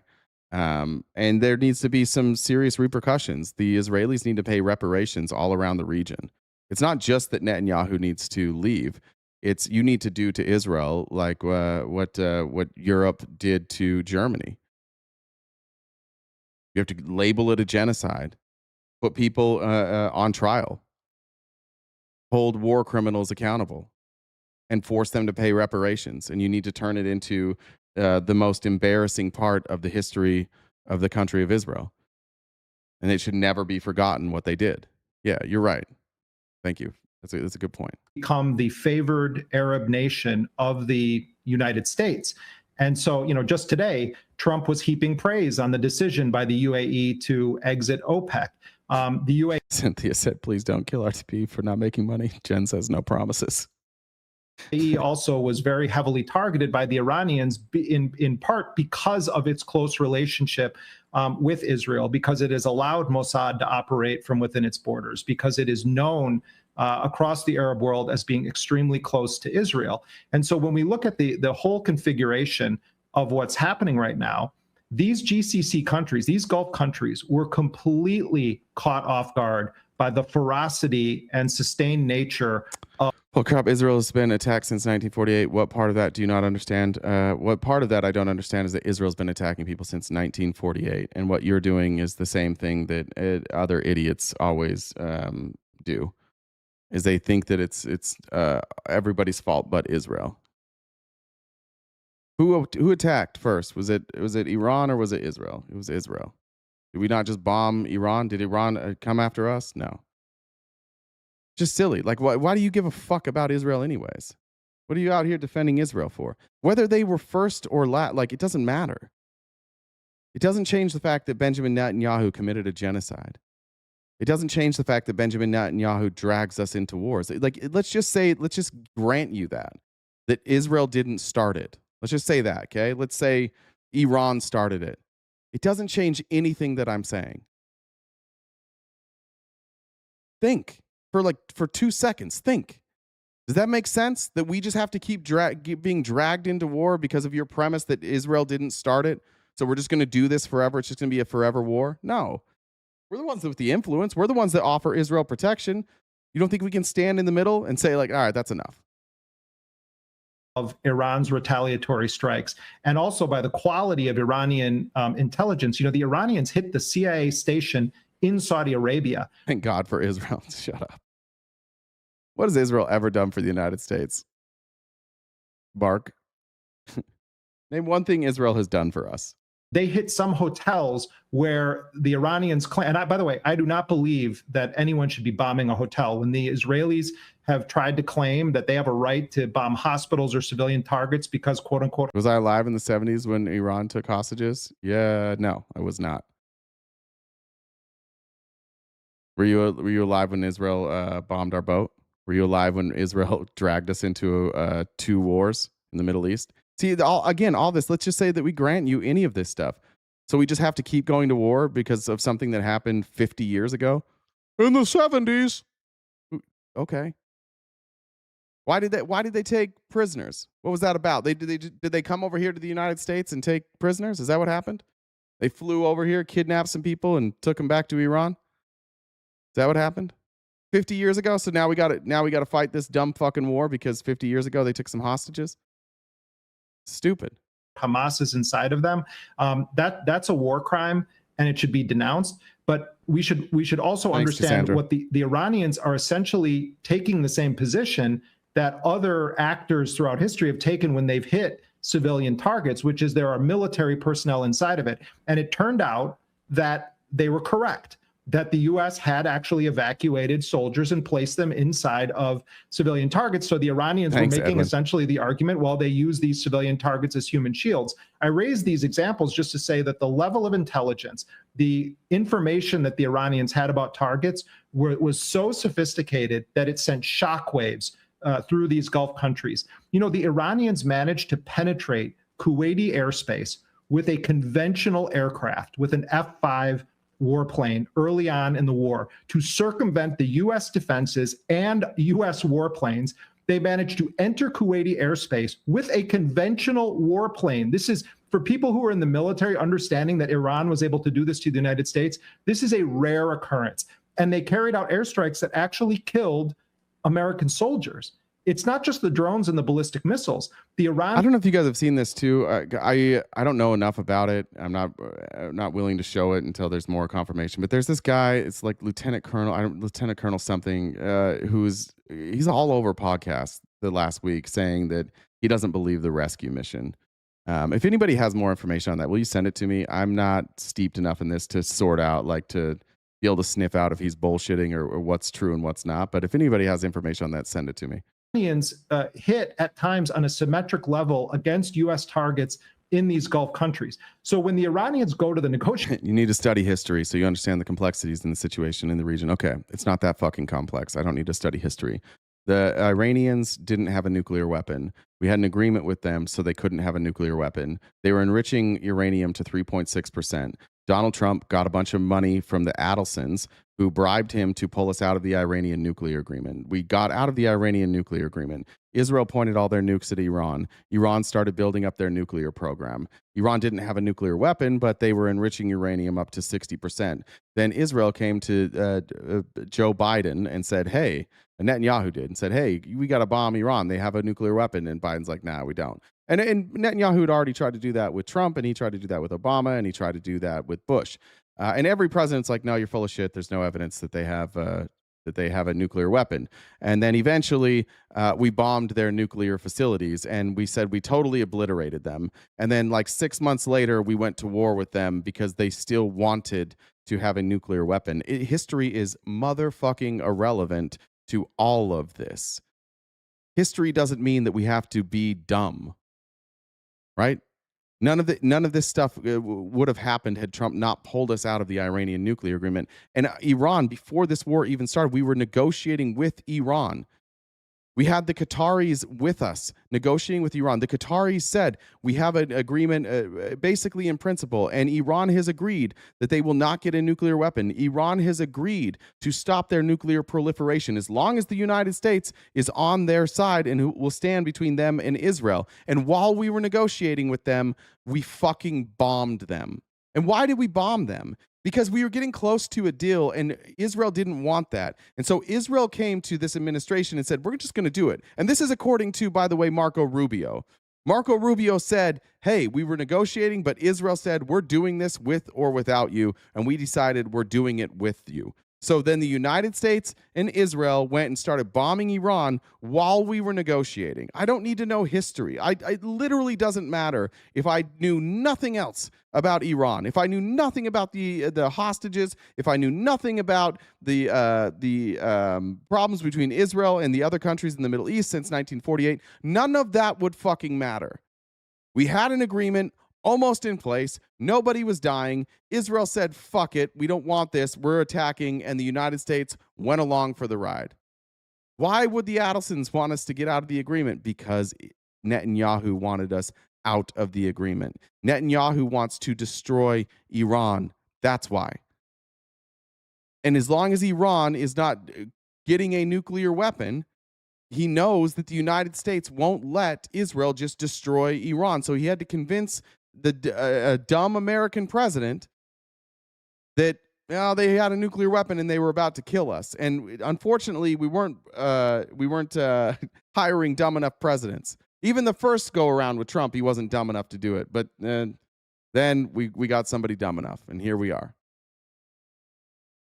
Yeah, no, that's not what I said. I just said I don't need to know the history on this. Quote me accurately. I don't need to know the history on the Middle East to know that what we did was wrong. Table to bring it full circle with Jared Kushner, they know he's representing the most nefarious strands of politics in the GCC. They know that he's representing Israel, but most importantly, they know that he's representing sort of the Trump family business. With Witkoff, it's like you might as well be sitting with like a fourth grader, because the Iranians put on the table very significant, what they call flexible. No, you're so full of shit, Lajaka. You've been here. You know I know about what's happened in the Middle East. Now you're playing this dumb fucking game because you're a dumb fucking guy. You know I know the history. You know we've talked about it. I've had guests up here that talk about it. I've invited people to come tell me why the history fucking matters. You know that we know what the history is here. Don't take this out of context now and try and make friends with the people in the chat like you haven't been here over and over when people have actually come up. Not you, by the way, because you're just a chirper, but like when other people have come up and tried to explain this. Are you going to pretend, the Jaka, that the last three people who came up here to talk to me about why Israel's so good and why we're doing this, are we going to pretend that not all three of them left and just agreed with me? After like 20 minutes, they're like, you know what, you're right. Are you going to pretend that happened? That's why none of you will come up here. You don't have a way to defend this, and you're going to be stuck. You're either going to have to crash out and call me a slur to get off, or you're going to have to admit that you don't know what the fuck you're talking about, and you have no justification for this war. You can't be here every day and then when new people come in, lie to them like that's not what happened. Terms on a wide range of issues. Trump could have taken a huge L and danced all around the world. I don't think that Iran has tried to kill Israel over the last 50 years. Vitamin C, could you give me some examples of Iran trying to kill Israel over the last 50 years? I'll give you multiple examples of Israel attacking Iran and Iran attacking back. But I don't think you have 50 years of Iran trying to kill Israel. Give me some examples. He did what Barack Hussein Obama could never do. He could have gotten a deal that he would have been celebrating for like the rest of his time on this earth, that he got the Iranians to do X, Y, and Z. So, and the Iranians were saying, when I spoke to them before this, when the Omanis were mediating, they were saying, I do not have to include any history in any of this. Our justification for bombing Iran was that they had a nuclear weapon. They don't. There's no evidence that they do. I don't need any history. I know the history. It's not relevant. If what our government was saying is we bombed Iran because of the 50 years of history, fine. That's not what they said. They said we bombed them because they were about to get a nuclear weapon, and they've already capitulated. They've already gone back on that and like, oh, they just wanted one. They weren't close. None of that like, if that was our justification, fine. But that wasn't our justification. Sense is that the Omanis understand how significant it is we're putting on the table. And remember, Emma, what happened? The Omani foreign minister, and remember, the Omanis have been doing this for decades. They are the chief. Sorry, I kept saying the Qataris were the negotiators. It's the Omanis. I'm sorry, I had that wrong. Mediator on the nuclear issue between the United States and Iran going back decades. The Omanis fly their foreign minister to Washington. He meets with J.D. Vance and other top U.S. officials. He believes we are on the verge of a highly significant. What about October 7th? Why would that cause us to bomb Iran? Let's say that Iran funded Hamas. Cool.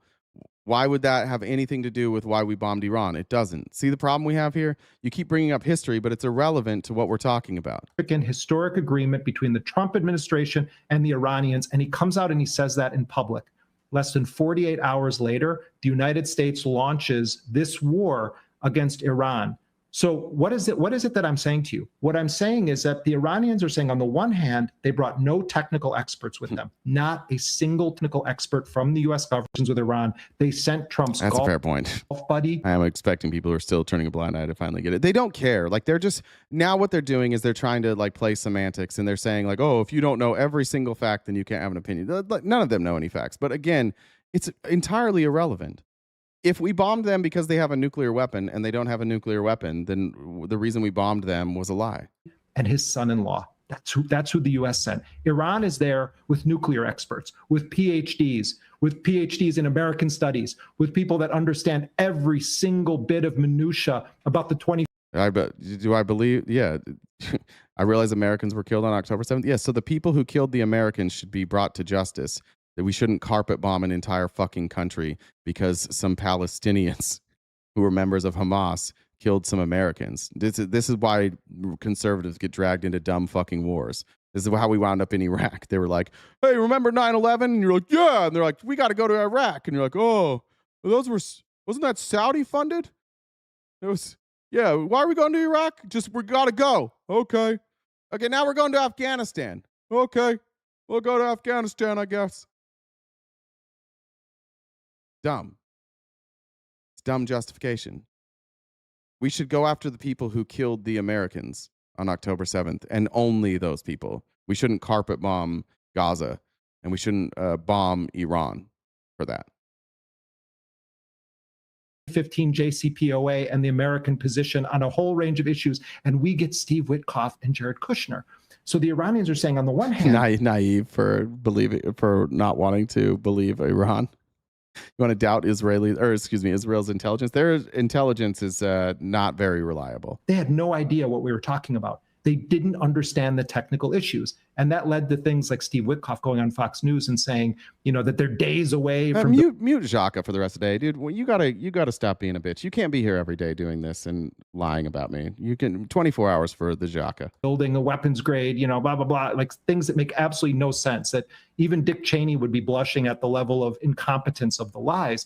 But on the other hand, they said, it's so clear to us that none of this was about the nuclear enrichment issue. This was about wanting to set it up to go to war, buying time to get their assets in place. So that's what the Iranians were dealing with. On the one hand, not a single technical expert, real estate bros at the table. Israel's intelligence is amazing, and that's a provable fact. Where were the weapons of mass destruction, Chuck? You want to ban too? All right, that's the end of that. Where were those weapons of mass destruction in Iraq, Chuck? Did we find them? Did we find nuclear weapons in Iran? I think what you're thinking about is like their intelligence companies, like they create great spyware. I believe that Israel is very good at collecting intelligence. I also just believe that they lie a lot. Oh, we're not talking about Iraq. Okay, guys, you have to consider the history of Iran and Israel, but you don't have to consider the history of Israeli intelligence lying to us to drag us into wars. We only have to consider history when it comes to Iran and Israel. But when we're talking about the amount of times Israel intelligence has lied to us to drag us into conflicts, then we're not talking about that anymore, okay? Nobody said for sure they knew there were WMDs in Iran. In Iran? Not weapons of mass destruction, nuclear weapons. Yeah, okay, so they didn't know for sure, so we just bombed them? Okay. So now you're admitting that we didn't have intelligence that they had nuclear weapons and we just bombed them anyways.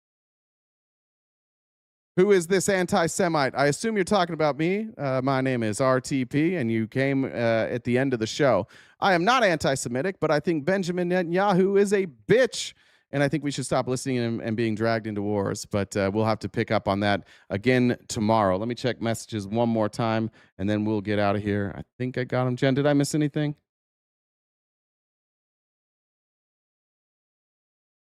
No. Did not. Okay.